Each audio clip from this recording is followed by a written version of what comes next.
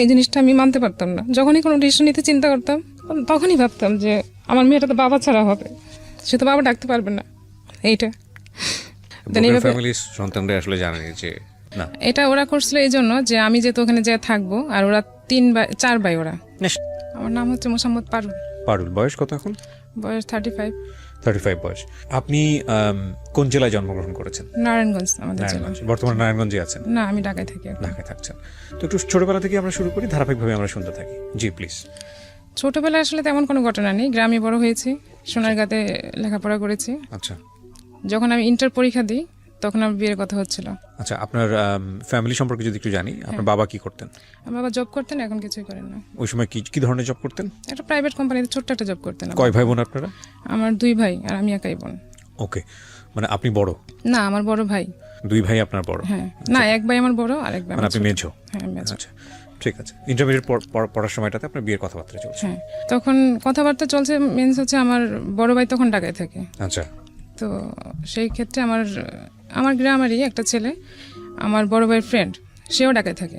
তো ওনার যেখানে দোকান, মানে ওনার একটা ডিপার্টমেন্টাল স্টোর ছিল এখানে বিজনেস করতেন ঢাকাতে। হ্যাঁ, তো আমার ভাইয়া ওখানে যাওয়া আসা করতো আমার ফ্রেন্ডের দোকানে। তো ওখানে একটা ছেলে থাকতো মেসে। তো সেই ছেলেটা আবার পরিচিত আমার ভাইয়ের ফ্রেন্ডের সাথে। আচ্ছা। ভাইয়া তো মাঝে মাঝে যেত ওই দোকানে। তো সেই ক্ষেত্রে ভাইয়ের ফ্রেন্ড সেই ফ্রেন্ড আমার ব্যাপারে কথা বলছে ওনার সাথে, বিয়ের ব্যাপারে।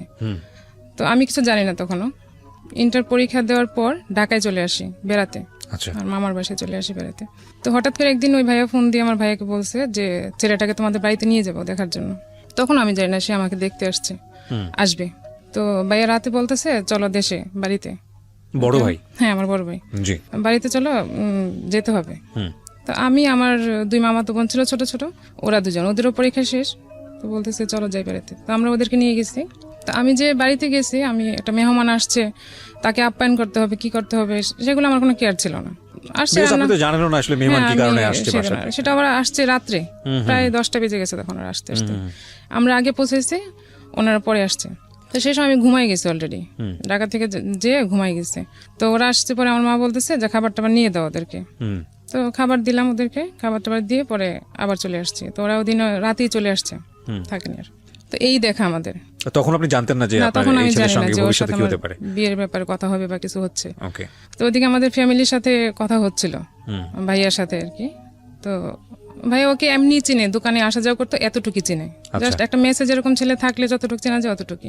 তো সে তখন গার্মেন্টসে জব করে, গার্মেন্টসে ঠিক সুপারভাইজার বলে না, তখন সে ওই পোস্টে জব করে ছেলেটা। হ্যাঁ, তো স্যালারিও তেমন ছিল না। যাই হোক, তো ভাইয়া যখন বিয়ের কথাবার্তা চলতেছে, তো ওদের বাড়ি থেকে আমাদের এখানে দেখতে আসবে। তখন আমি ঢাকায়, আমি তখনও বাড়িতে না। তারপর আবার নিয়ে যাওয়া হলো বাড়িতে, যে ওদের বাড়ি থেকে লোকজন আসবে দেখতে। তখন আমি শুনতে পেলাম যে আমার জন্য বিয়ের কথাবার্তা চলছে। তো ওদের বাড়ি থেকে আসলো, ওর বাবা আসলো, ছেলেটার বাবা, ওর বড় ভাই, ওর মামা, 3 জন। আর কি আসছিল আমার ঠিক এখন মনে পড়তেছে না। ওই 4 জন বা 5 জন এরকম আসছে। তো অনেক আয়োজন করা হয়েছে আমাদের বাড়িতে, খাওয়া দাওয়ার ব্যাপারটা অনেক অন্যরকম করা হয়েছে। ঢাকা থেকে আমার মামিরা সবাই গেছে, আমিও গেছি। আমার ফ্যামিলির বাড়ির থেকে যারা যারা ছিল আত্মীয় স্বজন মোটামুটি ভালো, মানে আমাদের যারা খুব কাছের তাদেরকে দাওয়াত দেওয়া হয়েছে। একটা বিয়ের অনুষ্ঠানের মতোই হয়েছে তখনও। তো যেদিন আসছে দেখে ওনারা বলতেছে যে বিয়ে কবে দিবেন, কবে বিয়ের দিন তারিখ ঠিক করবেন, ওরকম বলতেছিল ওর মামা। পরে আমার মামা বলতেছে দেখতে আসছেন, আগে দেখে নেন, আমরাও তো দেখবো, তারপর না বিয়ের দিন তারিখ ঠিক হবে। তারপরে কয়েকদিন পরেই আবার আমাদের বাড়ি থেকে ওদেরকে দেখতে গেছে ওদের বাড়িতে। তা আমার ফ্যামিলির লোকজন হচ্ছে, আমি হচ্ছিলাম প্রথম বিয়ে আমাদের ফ্যামিলির মধ্যে। তো ওরা দেখতে গেছে যখন, ওনারা যাওয়ার পর যেদিন যাওয়ার কথা ছিল রাত্রের বেলা, সেদিন যাইতে পারেনি। কারণ সেই গাড়িতে যে গাড়ি ভাড়া করছিল সেটা ছিল আমার খালাতো ভাইয়ের গাড়ি। আচ্ছা। কিন্তু সেদিন সে গাড়ি নিয়ে আসছে, গাড়ি নষ্ট হয়ে গেছে। আসার পর গাড়ি নষ্ট হয়ে গেছে, সেদিন রাতে তারা যেতে পারেনি। কারণ আমার ওই ছেলেদের বাড়ি ছিল ঝিনাইদহ, তো রাতে যেতে হবে, সকালে যে পৌঁছাবে, সেভাবে প্ল্যান করা ছিল। তো অর্ধেক পথ আসার পরে, ঢাকায় আসার পরে গাড়ি নষ্ট হয়ে গেছে, তো আর যেতে পারেনি। ওকে বাদ দিয়ে পরে ওরা রাতে, সকালবেলা পরের দিন প্রায় অনেক বেলা হয়ে গেছে, 11টা-12টার দিকে, তখনও ঢাকায়। তারা তখন পৌঁছে যাওয়ার কথা ছিল, যাইতে পারেনি। পরে গাড়িতে, বাসে করে গেছে ওনারা সবাই। যাওয়ার পর ওদের বাড়িতে আয়োজন টায়োজন করছে, খাওয়া দাওয়া সবই হয়েছে। আর ওদের বাড়িটা ছিল এরকম যে একটা ছোট্ট ঘর ছিল, তেমন কিছু ছিল না। তো ওদের ব্যবহার দেখে আমার ফ্যামিলি সবাই মোটামুটি রাজি হয়ে গেছে যে না ওরা সহজ সরল আছে, ভালো আছে, আর ছেলে যেহেতু শিক্ষিত আছে তাহলে আমাদের প্রবলেম সমস্যা নাই। হ্যাঁ, আমরা ওদেরকে একটা ব্যবস্থা করে দিব, ওরা চাকরি বাকরি করবে, সমস্যা নেই। তো সেই চিন্তা করে ওরা, ঝিনাইদের মানুষ, আমরা তো ঢাকায় সবসময় বড় হয়েছে, ঢাকার এলাকার মানুষ, আমরা তো বাইরে কখনো যাইনি, গ্রামে মানে ওই সব সাইডে কখনো যাওয়া হয়নি। তো ওরা ওদের ব্যবহার দেখে মনে হচ্ছে ওরা খুবই সাধারণ মানুষ, খুবই সহজ সরল মানুষ, ওদের মতো মানুষ হয় না। আর ওর একটা বোন ছিল, মানে বোন আছে, ওটা দেখে আবার আমার মামা আমার ভাইয়ের জন্য পছন্দ করে রাখছে, মনে মনে দেখে পছন্দ করে আসছে। তো এটা তখন বলে না, আসার পরে বলছে আর কি। ওইটাই বিশেষ করে চোখে লাগছে বেশি, যে আমরা এখানে আত্মীয় করলে মেয়েটাকে আমরা নিতে পারবো আমাদের বাড়িতে। তো এরকম কথাবার্তা বলে আসছে। আসার পর ওই গ্রামে যখন গেছে, আমার চাচাতো ভাই ছিল একটা, ওনাদের সাথে গেছে দেখতে বিয়েতে। ও চাচাতো ভাই আমাকে পছন্দ করতো, বাট ফ্যামিলিতে বলে নাই কখনো যে আমাকে পছন্দ করে। আমাকে বলছে যদি আমি রাজি থাকি তাহলে সবাইকে সে মানাবে। বলেছে না, আমি আপনাকে ভাই জানি, ভাই, অন্য কিছু না। তো সেই ভাই যে ছেলেটাকে দেখতে গেছে ঝিনাইদহতে, সেই ছেলের চাচার একটা দোকান ছিল ওখানে কাছে। তো চাচার দোকানে যখন গেছে, চাচাকে জিজ্ঞেস করছে ছেলে লেখাপড়া কেমন, কতটুকু করছে, কি আসে বিষয়। তো কতটুকু লেখাপড়া করছে আমরা ঠিক জানি না, চাচা বললো এটা। ওকে। তো এটা এসে আবার আমার ভাই, ওই চাচাতো ভাই বলছে, বলার পরে আমার ফ্যামিলি থেকে কি ওটা মানে নেই, যে এটা মিথ্যা কথা হইতে পারে, বা মানে এই চাচাতো ভাই আবার আপনাকে পছন্দ করতো না? হ্যাঁ, ওনার সঙ্গে বিয়ে শাদীর কথাবার্তা ছিল না, সেই কারণে সে আমাকে পছন্দ করতো, সেই কারণে ওকে সন্দেহ করেছে, মিথ্যা কথা বলছে, ওকে সন্দেহ করছে। এটাই আমার সবাই করছে, যে এটা হয়তো মিথ্যা কথা হইতে পারে, সে হয়তো চায় না, সেজন্য বলছে। আর খালাতো ভাইকে তো বলছেই যে সেও চায়, সেজন্য সে নষ্ট গাড়ি নিয়ে আসছে, সে চায় না সেখানে যাক, এগুলো বলা হয়েছে। তো এটা নিয়ে ওই চাচাতো ভাই যে বলছে, এটা নিয়ে আমার চাচির মধ্যে, মানে ওই চাচি না, পাড়াপড়শি আরেক চাচির সাথে আমার মার একরকম ঝগড়াই হয়ে গেছে, যে সে কেন মিথ্যা কথা বললো এসে।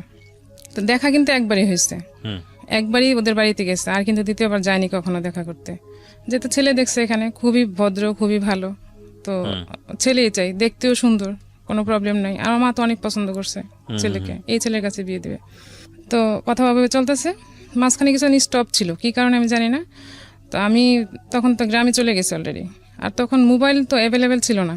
তো আমার ভাইয়ের কাছে মোবাইল ছিল, ভাইয়া ঢাকা থাকতো। আর আমাদের বাজারে একটা দোকান ছিল মোবাইলের, কথা বলার জন্য। ওখানে বলাছে যে যখনই যে আসবে ফ্যামিলি থেকে কথা বলতে বা ফোন করলে ডেকে দিবে, আর বিল যা হবে লিখে রাখবে, ভাইয়া ওটা যখনই বাড়ি যাবে তখন দিয়ে দিবে। তো আমি ওখানে, ভাইয়া ফোন দিছে, খবর পাঠাইছে যে তোমার ভাই ফোন দিছে, আমি কথা বলতে গেছি। ওখানে একটা ছেলে ছিল, আমাকে দেখছে, বাট আমি জানি না। তো সে আবার পরের দিন আমার ডিটেলস বের করে আমার চাচাতো বোনের হাজবেন্ডের সাথে বলছে যে মেয়েটা কে, পরে তো আমার শালি। ও আবার ভাইয়াটা আবার আমাদের এলাকায়, আমার চাচাতো বোন এলাকায় বিয়ে হয়েছে। পরে বলতেছে মেয়েটা আমার পছন্দ হয়েছে খুব। তো আমরা জানি না, যেহেতু এখানে কথা চলতেছে অলরেডি। তো ওই ছেলেটা আর আমার ভাই দুলাভাই আসছে, আমার মাকে বলতেছে কাকি, পারুলকে তো একটা ছেলে পছন্দ করছে, খুব ভালো ছেলে, বিদেশ থাকে, সে বিদেশ থেকে আসছে, অনেক পছন্দ করছে, এখন আপনারা যদি রাজি থাকেন তাহলে ওদের ফ্যামিলি থেকে দেখতে আসবে। আমার মা বলতেছে না, আমাদের তো এক জায়গায় কথা চলতেছে, এখন কিভাবে তোমাকে দেখাই বলো, একটা শেষ না হলে তার একটা কথা বলা যাচ্ছে না। পরে বলতেছে না, অসুবিধা নাই, ওরা দেখুক, ছেলেটা খুবই ভালো, আর ভালোই, নানার বাড়ি ছিল ছেলেটার, আমার বোনের শ্বশুর বাড়ির কাছাকাছি ছেলেটা নানার বাড়ি ছিল, সেখানে আসছিল বেড়াইতে। মা রাজি ছিল না। তারপরে পরের দিন দুলাভাই বলতেছে যে যেহেতু আমি এই বাড়ির জামাই, তো আমাকে সে অনেক রিকোয়েস্ট করে বলতেছে আপনারা বিয়ে দেন আর না দেন, আমি একটু নিয়ে আসি, ওরা দেখে যাক, কথা বলে যাক, তারপরে তো বলতে পারবো যে না আমি দেখাইছি। মা বলছে ঠিক আছে, আমি কোনো আয়োজন করবো না, তোমরা এমনি ছেলেকে নিয়ে এসো। তো ছেলে নিয়ে আসার কথা বলছে, আর ছেলে তার পুরো ফ্যামিলি ধরে নিয়ে আসছে, মানে তাদের ফ্যামিলিতে যা যা লোক ছিল, যারা ছিল সবাই চলে আসছে, আমাদের ভারী ঘর ভরে গেছে মেহমানে, এরকম। আমার মা তো দেখে অবাক হয়ে গেছে, এত মানুষ কি করে আসছে, আমি এখন কিভাবে কি আপ্যায়ন করবো, তো কোনো প্রস্তুতি ছাড়া। তারপর যেরকম হয়েছে মোটামুটি নাস্তা টাস্তা দেওয়া হয়েছে, বিকেলবেলায় করছে। তো ওরা চলে গেছে দেখা করে। এখন ছেলে পুরো এলাকা ছড়াই দিয়েছে যে আমি মেয়েকে বিয়ে করবো, মানে আমাদের এলাকায় যারা মোটামুটি প্রভাবশালী লোক আছে তাদেরকে সে ম্যানেজ করে ফেলছে। আচ্ছা, কোন ছেলে? যে ছেলেটা পরে আমাকে দেখে আমার বোনের হাজবেন্ডের সাথে আসছে, তো বলতেছে আমি এই মেয়েকে বিয়ে করব, যা লাগে আমি সব দিয়ে নিয়ে যাব, আমার বাড়িতে যা খরচ টরচ হয় এভরিথিং সব সে দিবে, এবং সে আমাকে বিয়ে করবে। মা কি করলো, মা বলতেছে না, এখানে তো বিয়ে দেওয়া যাবে না, আর ছেলেটাকে আমারও পছন্দ হয় নাই। পছন্দ বলতে আমি তো চাই না এখন বিয়ে করব, মানে এরকম প্রিপারেশন আমার মনের ভিতর ছিল না। তো আমি বলতেছে আমি ঢাকায় যাব।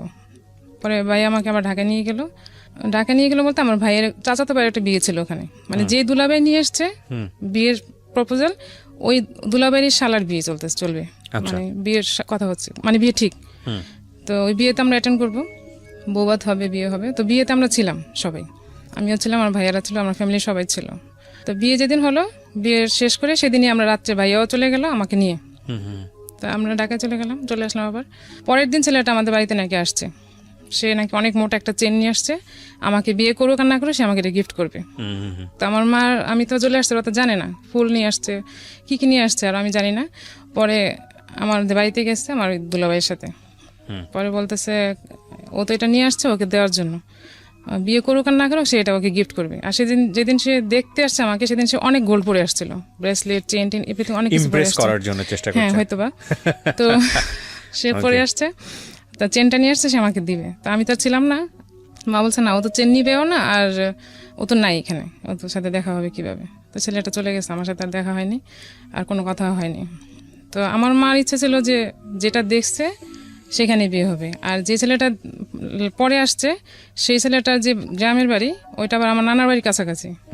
তো ওই এলাকাটা আমাদের পছন্দ না, আমাদের ফ্যামিলি কারোরই পছন্দ না যে ওই এলাকাতে বিয়ে দিব, সারা জীবন খেটে খেটে মরবে এরকম। যাই হোক, এটা গেল। তারপর আমি তো ঢাকায় চলে আসলাম। চলে আসার পর এদিকে বিয়ের কথাবার্তা টোটালি কমপ্লিট, এদিক দিয়ে জিনেদার যে ছেলেটা তার সাথে বিয়ের কথাবার্তা কমপ্লিট হয়ে গেছে। তো আমি এর মধ্যে একদিন বলছিলাম ভাইয়াকে যে আমি গার্মেন্টসের ছেলে বিয়ে করবো না, যারা গার্মেন্টসে জব করে আমি এই ছেলে বিয়ে করবো না। তো ভাইয়া আমার সাথে কথা বলেনি সেদিন থেকে আর, যে কেন আমি কথা বললাম। তো ভাইয়ের একটাই ছিল সবসময় যে রাগ হলে কথা বলতো না কারোর সাথে। আর এই ভাইয়া আমাদের অনেক করছে ছোটবেলা থেকে, মানে আমার বাবার যেটা করার কথা ছিল সেটা আমার ভাইয়া করছে সবকিছুই। তো আমিও চাইতাম যে আমার ফ্যামিলির পছন্দেই বিয়ে করব, বাট আমি এমন কিছু করব না যেটা আমার ফ্যামিলির উপর কোনো প্রশ্ন আসে, যে খারাপ প্রেম করব, আমার ভাইকে সবাই বলবো যে ওর বোন এরকম, কিংবা ও অবাধ্য হয়ে গেছে, এরকম কিছু আমি কখনো করবো না। যে প্রেস্টিজ ইস্যু হবে এরকম আমি কিছু কখনো করবো না। আর আমি চলছি সবসময় এরকম ভাবেই, মানে বড় ভাই ছিল তো সবসময় একটা ভয় ভিতরে কাজ করতো যে আমি একটা খারাপ ভাবে চললে আমার ভাইয়া তো সাপোর্ট এখানে সব কিছুর ঊর্ধ্বে, তো কানে যাবে, আর আমাকে তো কিছু না বললে, ওই যে না বলা, কথা না বলা, যে এটা আমার কাছে অনেক বড় একটা পেন, যে আমার কাছের লোকই আমার সাথে কথা বলবে না, এটা তো কথা বলে নাই। সেদিন অনেকটা রাগ হয়ে আছে যে আমি কেন এই কথা বললাম। তো আমার মামি বললো যে গার্মেন্টসে ছেলে আসলে তো ভালো হয় না, এটা তুমি, আমার ছোট মামি বললো যে এরকম ভালো হয় না। পরে আমি বলছি আমিও তো তাই বলছি যে বিয়ে করবো না, তুমি ভাইয়া তো কথা বলে না। যাই হোক, এখন আমার মামার ফ্যামিলিতে মামাই সব, মানে যা বলবে সব মামার কথাই সব হবে। আমার ফ্যামিলিতে ভাইয়া যা বলবে, মা যা বলবে, এরকম। আব্বা অতটা ফ্যামিলিয়ার ছিল না, সবসময় একটু সরল টাইপের আর কি, মানে সব ডিসিশন নেওয়ার ব্যাপারে অত ছিল না। তবে আব্বা এটা বলছিল যে আমার একটা মেয়ে এত দূরে বিয়ে দিতে চাই না, ওই এত দূরে বিয়ে দিতে চাই না, এটা একবার বলছিল। কিন্তু আমার ভাইয়া, আমার মা, ওদের জন্য ওরা আব্বা যে কিছুটা ডিসিশন নিবে সেরকম ওরকমও না। তো এটা বলার পর আমি একটু বলছি, ভাইয়ের কথা বলছে না, ঠিক আছে, আমি আর কিছু বলিনি। পরে ওই ছেলেটা নাকি আমার সাথে কথা বলতে চাইছে। তো যখন বিয়ের দিন তারিখ ঠিক হয়নি, আমাকে নিয়ে গেল, ভাইয়া বললো যে কথা বলতে চাইছে, কথা বলে দেখো কি বলে। তো সে মেসে থাকতো, আমাকে মেসেই নিয়ে যাওয়া হয়েছে, মেসের পাশে ছিল ছেলেটার সঙ্গে কথা বলার জন্য। হ্যাঁ, কথা বলার জন্য। ছেলেটা সেদিন দুপুরে সে লাঞ্চ করতে বাসায় আসবে, তখন আমি তার সাথে দেখা করব, মানে সে আমার সাথে জাস্ট কিছু কথা বলবে। তো আমাকে সে প্রশ্ন বললো যে আমাদের বাড়িতে ওই জায়গায় জিনাইদা আমাদের এরকম জায়গা জমি আছে, তারপর করতে হবে, হাল চাষ করে গরু পালে, এগুলা সবকিছু করতে হবে। আমার তো এমনিতে ওর পছন্দ না, বিয়ে করবো না বলে দিয়েছি। তারপরে আমি বলছি যে আমি এসব করতে পারবো না, আমি এসব করে অভ্যস্ত না, কারণ আমার ফ্যামিলিতে আমি কখন এগুলো করিনি। তো আর কিছু বললো না, এসব আপনি কি বিয়েতে রাজি? এখন আমি তো বলতে পারবো না যে আমি বিয়েতে রাজি না, কারণ আমার উপরে তো ভাইয়া। এখন আমি বলিনি আর কিছু, আমি একটু বলছি যাতে সে বোঝা যায় যে বিয়েটা এখানে করা ঠিক হবে না, সে ভেঙে দিক। কিন্তু সেটা করে নাই, সে আর কিছুই বলেনি। আমাকে একটা ডায়েরি গিফট করলো, ডায়েরির ভিতর তার একটা ছবি দিয়ে, এটা নিয়ে আসলাম। আসার পর তার সাথে তার কোনো কথাই হয়নি, আর ফোনও তো তখন অ্যাভেলেবেল ছিল না যে কথা হবে বা কিছু। তারপর বিয়ের দিন তারিখ ঠিক। তো ওদের বাড়িতে যখন আমাদের ফ্যামিলি দেখতে গেছিল, তখন ওদের যে বাড়িঘর দেখে আসছে, ওগুলো দেখে আমার মামা বলছে যে যেহেতু এখানে যদি বিয়ে হয় তাহলে আমরা একটা ঘর করে দেবো এখানে, যাতে ও এসে থাকতে পারে। আর মামা এটাও বলছে যে তুমি বউ কোথায় রাখবে বিয়ের পর। পরে ও বলছিল যে আমি যেখানে থাকবো বউ সেখানেই থাকবে। তো ও চাকরি করে ঢাকায়, তো ঢাকায় থাকা হবে, এই জন্য আরো দূরে দেওয়া হয়েছে, যে ওখানে তার থাকবে না। তো ঘর দেওয়ার কথা বলছে, কত টাকা দিবে, যা 2টা রুম করতে যা লাগবে সেরকম দিবে। বিয়ের দিন তারিখ যখন ঠিক হলো তখন সে টাকা চাইতে শুরু করলো বাইরের কাছ থেকে, যে বাড়িতে কাজ শুরু করছে, এখন টাকা লাগবে। টাকা যাচ্ছে, বাড়িতে ঘরের কাজ শুরু করছে, ঘরের কাজ শেষ করে আমাকে উঠে নিয়ে যাবে। আর তখন কথা ছিল যে আমাকে গোল্ড ওরা কতটুকু দিবে, কি দিবে সেগুলো, কানের গলার কি দেওয়ার কথা ছিল, তো এগুলো দিবে ওরা, আর আমাদের থেকে ঘর উঠে দিবে ওকে। তো এর মধ্যে ওর বোনের একটা প্রবলেম হয়েছে, সেটা নাকি তার ওখানে কয়েকটা ছেলে তাকে ডিস্টার্ব করতেছে খুব, তো তাকে ওখানে রাখা সেভ হচ্ছে না। আমাদের তো বিয়ের দিন তারিখ ঠিক হয়ে গেছে, এটা আমার ভাইয়ের সাথে যখন শেয়ার করছে তখন ভাইয়া বলছে ঠিক আছে তাহলে আমাদের এখানে পাঠাই দাও, এখানে এসে থাকো।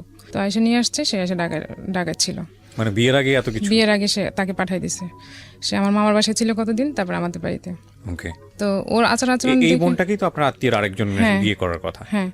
তো ও কথা না, মানে ওইভাবে তখন কথা প্রপোজ করা হয় না, মানে মেন্টাল থিংকিং সেই সময়, মেন্টাল থিংকিং আর কি। যখন তো মেয়েটা জানে যে আমার ভাইয়ের জন্য তাকে পছন্দ করা হয়েছে, আমাদের বাসায় যখন আসছে তখন মামিরা দুষ্টামি করে এরকম বলছিল যে তোমাকে তো ওর ভাইয়ের জন্য পছন্দ করে আসছে, এরকম হাসাহাসি করে, আমরা জাস্ট বান্ধবীর মতো ছিলাম মামিদের সাথে, এরকম বলছে। তো ও তো মনে মনে ভাইয়াকে এমনি পছন্দ করে বসে আসছে। তো যখন এখানে চলে আসছে তখন তো সে আরো সিরিয়াস। তো আমার ভাইয়া ছিল একটু রিজার্ভ টাইপের, খুব রিজার্ভ টাইপের বলতে কি, মানে ইচ্ছা করে যে কোনো মেয়ের সাথে একবার পড়ে যাবে এরকম না, ভাইয়া ওকে বোনের মতো দেখে। হ্যাঁ।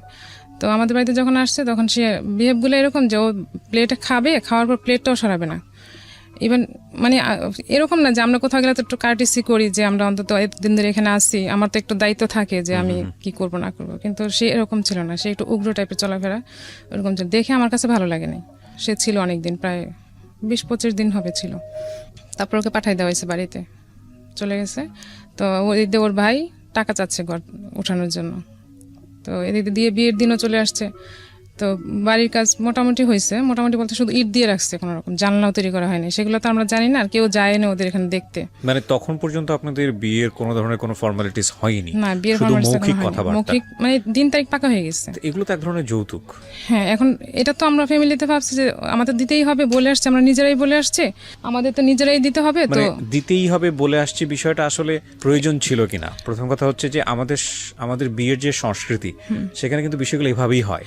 একটা সময় বলা গ্রাম অঞ্চলে প্রচলিত ছিল ডিমান্ড, ছেলের ডিমান্ড কি? হ্যাঁ, চাইতো, মানে একদম নির্লজ্জের মতো, বেহায়ের মতো চাওয়া, হ্যাঁ এই দিতে হবে, সে দিতে হবে, এবং এটা মনে করতো যে এটা খুব মানে একটা রাইট ব্যাপার। কিন্তু সেটা অনেক ধরনের সামাজিক সচেতনতার জায়গা থেকে এখন আর ওরকম হয় না। এখন দেখা যায় যে মেয়ের বাড়ি থেকেই মোটামুটি একটা প্রস্তাব পড়ে যে আমরা এটা দিয়ে দিব, ওটা দিয়ে দিব, চাওয়ার আগে। এগুলো কিন্তু এক ধরনের যৌতুক, অবশ্যই যৌতুক, কিন্তু এটা করা উচিত না। এটা ওরা করছিল এই জন্য যে আমি যেহেতু ওখানে যেয়ে থাকবো, আর ওরা 4 ভাই, ওরা না, সেটা বিয়ের পরবর্তী সময় যদি আপনার ভাই খুশি হয়ে যদি একটা নিজে থেকে স্টেপ নেয়, সেটা অন্য জিনিস। তারপরেও এই ধরনের কথাবার্তা বলা ঠিক হয়নি। কিন্তু ওরা তো চিন্তা করছে ওইভাবে না, ওরা চিন্তা করছে, বিশেষ করে আমার মামা করছে যে ঘর তুলে দিলে হবে কি, সে এখানে এসে একটু রিল্যাক্স যখন থাকবে তখন থাকতে পারবে। যাই হোক, আগে থেকে এরকম বলে একটা হোপ তৈরি করেছে আর কি। এখন তৈরি করছে, আর ওই ছেলেটাও বুঝতো যে আমাদের ফ্যামিলিতে যদি টাকা চাওয়া হয় বা কিছু চাওয়া হয় তাহলে সেখানে বিয়ে হবে না। আর তার ধারণা ছিল যে আমাকে বিয়ে করলে সে অনেক কিছু পাবে, যেহেতু আমি একাই মেয়ে আর ঢাকার মেয়ে।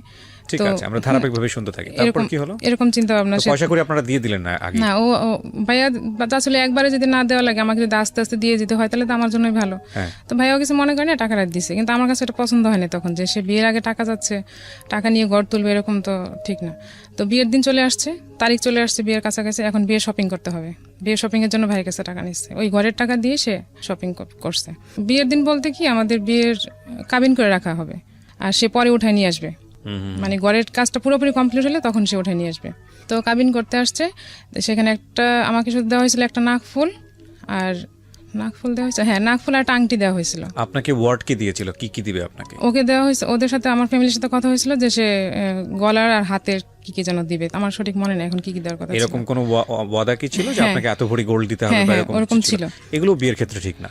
মানে আমরা আমাদের সামাজিক রীতিতে এই জিনিসগুলো করে থাকি। বিশেষ করে এখন যে জিনিসটা খুব বেশি প্র্যাকটিস হয়, সেটা হচ্ছে দেনমোহরের জায়গাটাতে। যদিও এটা নিয়ে অনেক ধরনের কথা আছে, তবে এটা এমন পর্যায়ে চলে গেছে যে এটা এক ধরনের বলা যেতে পারে শো অফের জায়গাটাও চলে গেছে, যে কত বেশি দেনমোহর ধরা যায়। যদিও এটা অনেক ক্ষেত্রে অনেকে মনে করেন লজিক, কারণটা হচ্ছে একটা মেয়ের যদি একটা আর্থিক নিশ্চয়তার জায়গাটা এটা, কিন্তু একটা ছেলের সামর্থ্যের জায়গাটাও তো অনেক বেশি চিন্তা করার প্রয়োজন। যাই হোক, সেগুলো আসলে অন্য ধরনের ডিবেট। তারপরে কি হলো? তারপর যখন সে না, এটা তখন ওরা বলছে যে তুমি কি দিতে পারবা, এরকম বলেন, তোমাকে এত দিতেই হবে, এরকম করে আমার ফ্যামিলি বলে। তো সে বলছে আমি এতটুক দিব, তো এতটুক দিবে।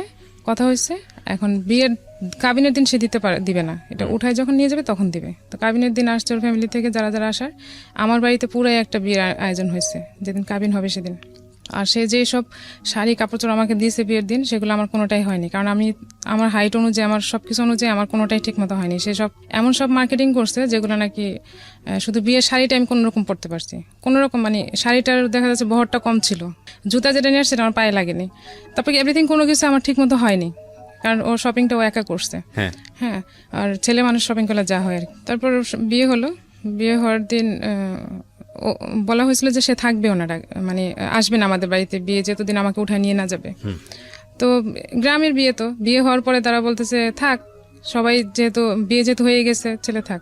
তারপর সেদিন বিয়ের দিন তো সে রয়ে গেল, থাকার পর সেদিন খুব বৃষ্টি হয়েছে খুব রাতে, আর গরমও ছিল খুব, এপ্রিলে ছিল তো অনেক গরম ছিল, তো বিদ্যুৎ ছিল না। আর আমাদের বাড়িতে যে ঘর ছিল সেখানে আমাদের তো অনেক মেহমান আসছে, সবাই ছিল, তো আমাদের বাড়িতে থাকার কোনো ব্যবস্থা রাতে ছিল না। তো আমার চাচার বাড়ি আছে আরেকটা, আমরা সেখানে ছিলাম। তো আমার খুব ভয় লাগতেছিল যে একটা ঘরে এরকম অজানা একটা লোকের সাথে কিভাবে থাকবো, কিভাবে একদমই অচেনা। তো আমার খুবই ভয় লাগতেছিল। আমার প্রত্যেকটা মানুষের একটা ড্রিম থাকে না, আমরা কিন্তু একটা মানে ম্যাচিউর বলি বা একটা ইম্যাচিউর বয়সে সবার একটা স্বপ্ন থাকে না, বিয়ের স্টার্টিং সময়টা যে মানুষটা আমার জীবনে আসবে সেই মানুষটাকে নিয়ে খুব সুন্দর একটা চিন্তা করা, এরকম একটা স্বপ্ন কিন্তু প্রত্যেকটা মানুষ, আমি যত জানি মেয়েদের মনে একেবারে টিনেজ বয়স থেকে শুরু হয় থাকে। হ্যাঁ, আমার ছিল, হয়তো অতটা থাকে না। আমার ছিল এরকম যে আমি এটা কখনোই চিন্তা করিনি আর মানতেও পারিনি যে বিয়ের প্রথম রাত আমি আমার বাবার বাড়িতে থাকবো। এটা খুবই আমার কাছে একটা কেমন জানি মনে হয়েছে। মানে এই কথাটা যারা ভিডিওতে দেখছেন বা রেডিওতে অনুষ্ঠানটা শুনছেন তাদেরকে এই কারণেই বলছি, যারা ভবিষ্যতে বিয়ে শাদী করবেন, অন্তত মানে একটা মেয়েকে এই কথাটা জিজ্ঞেস করাটা খুব প্রয়োজন, যদি বিয়ের আগে এটা সম্ভব হয় কারোর পক্ষে, যে what is your dream actually, মানে যেই মানে বিয়ের প্রথম রাত এটা খুব গুরুত্বপূর্ণ, একটা মানুষের সঙ্গে জীবন শুরু করার প্রথম মুহূর্ত, এটা আসলে বিশেষ করে মেয়েদের একটা অনেক সুন্দর স্বপ্ন থাকে, অ্যাটলিস্ট তাদের ওই স্বপ্নটুকু পূরণ করা যায় কিনা ছেলেদের সাইড থেকে, এইটুকুর চেষ্টাটা করা। বাট লাকিলি আর আনলাকিলি আমাদের জীবনটা আসলে সবকিছু সবসময় কিন্তু পরিকল্পনা মাফিক আসে না, এবং খুব ইভেনচুয়ালি হঠাৎ করে চলে আসে, যেটা আমাদের চিন্তার সাথে কোনো রকমের মিলই থাকে না। অনেক সময় তো আমরা ওই ব্যাপারটা নিয়ে ডিসঅ্যাপয়েন্ট হই। আর এই রাতটা নিয়ে আমরা কথা বলতে চাচ্ছি এই কারণে যে this is a very special night, এবং এটা জীবনে একবারই আসে। তো সেই জায়গাটা থেকে এইটার যেই ড্রিম প্ল্যানটা থাকে সেটা আসলে পূরণ করা উচিত এবং চেষ্টা করা উচিত অন্তত। জি, আপনি যেটা বলছিলেন। তারপর তো বিদ্যুৎ ছিল না, তো অন্ধকার, সব বাড়িঘর তো সবই অন্ধকার, তো শুধু ক্যান্ডেল জ্বালানো হয়েছিল। তো আমার ভাবিরা বলতেছিল যে যাও, কিছু হবে না, ভয়ের কোনো কারণ নেই, এরকম বলতেছিল। কিন্তু আমি আমার ভিতর থেকে মানতে পারতেছিলাম যে আমার ভয় লাগতেছিল যে আমি কি করব, কি হবে, মানে এরকম একটা ভয় কাজ করতেছিল, মানে খুবই আমি ভিতর থেকে কাঁপতেছিলাম এরকম। তো যখন গেলাম তো আসার পর আমার হাত ধরছে, ওরকম না কোনো এই যে একটা প্রিপারেশন কিংবা একটা কিছু বলা করা ওরকম কিছুই না, জাস্ট সে আমার হাতটা ধরে দেখছে আমি খুব কাঁপতেছিলাম ভয়তে। তো বলতেছে এরকম কাঁপতেছো কেন? আমি বলছি আমার ভয় লাগতেছে, এটুকু বলছে। বলে আমি দূরে সরে বসে আছি, অনেক দূরে সরে গেছি। সরে যাওয়ার পর সে শুয়ে পড়ছে, শুয়ে পড়ার পর আমাকে বলতেছে বাতাস দাও পাখা দিয়ে, মানে অনেক গরম লাগতেছিল তখন। আপনাকে কমেন্ট করছে সে? হ্যাঁ, আমাকে বলতেছে বাতাস দাও, গরম লাগতেছে আমার খুব। তো আমি কি বোকা ছিলাম, আমি এটা বলতে পারিনি যে আমি পারবো না বাকি, আমিও ঠিক বাতাস করতেছি। ভালো কাজ, ঠিক আছে, হ্যাঁ আমি করে যাচ্ছি বাতাস, যে আমি অচেনা মানুষ, তার সাথে আমার মোটে কথাই হয়নি, কিছুই না, তাকে কেন আমি বাতাস করবো বা কিছু এরকম কোনো কমেন্টস আমার ছিল। তো ও বলছে বাতাস করো, আমিও যতক্ষণ সাথে ছিলাম বাতাস করছে, ক্যান্ডেল নিভে গেছে, দেন আমি শুয়ে পড়ছি, ও ঘুমাই গেছে, আমিও শুয়ে পড়ছি। দেন সকালে বাসায় আসলাম আমাদের বাড়িতে এসে, তো মামির আমার সাথে দুষ্টামি করতেছিল এমনিতেই। তো আসলে ওরকম কিছুই না, আমাদের এখানে রীতি হচ্ছে যে জামাই পরের দিন বাজার করে এরকম, বা 2 দিন পরের দিন বা তারপরের দিন এরকম বাজার করার সিস্টেম। তো আমার বিয়ের দিন যারা আসছিল আমার আত্মীয় স্বজন, তাকে এত পরিমাণে সালামি দিছে, সে সালামিতে তার বাজার হয়ে গেছে, এত পরিমাণে সে সালামি পাইছে। তো পরের দিন সে বাজার করতে গেছে, বাজার টাজার নিয়ে আসছে, তো ওগুলো আমার মামারা এইসব মামিরা এইসব রান্না টান্না সবকিছু করছে। তো 2 দিন পর তো ওর তো চাকরি আসতে হবে। তারপরে মামিরা যখন চলে আসলো তখন আমাদের বাড়িতে আমরা থাকলাম, সেখানে আমরা আর কোনো কথাবার্তা ওরকম হয়নি তার সাথে আমার। তো ও চলে আসলো 2 দিন পর, আমি বাড়িতে রয়ে গেলাম। তো মামা বলছিল যে এরপরে আর কোনোদিন ওরা বিয়ের উঠায় নেওয়ার আগে আর দেখা সাক্ষাৎ হবে না, তাইলে জিনিসটা অন্যরকম হয়ে যাবে, আর আমরা চাচ্ছি যে আমরা অনেক বড় করে অনুষ্ঠান করে তারপর উঠাই দিব। তো মামা কি করলো, আমাকে ঢাকায় নিয়ে আসলো, ভাইয়া বললো যে ঢাকায় চলো, তাহলে করবে। তো আমি ঢাকায় চলে আসলাম, আর ওদিকে ও জব চলে গেল। তো মামার বাসায় আসা হয়নি, কিংবা ওইভাবে তাকে বলা হয়নি, কিংবা অ্যাড্রেসও দেওয়া হয়নি যে বাসায় আসো বা কিছু এরকম কিছু। আমি আমার মতো আছি মামার বাসায়, ওর মতো আছে।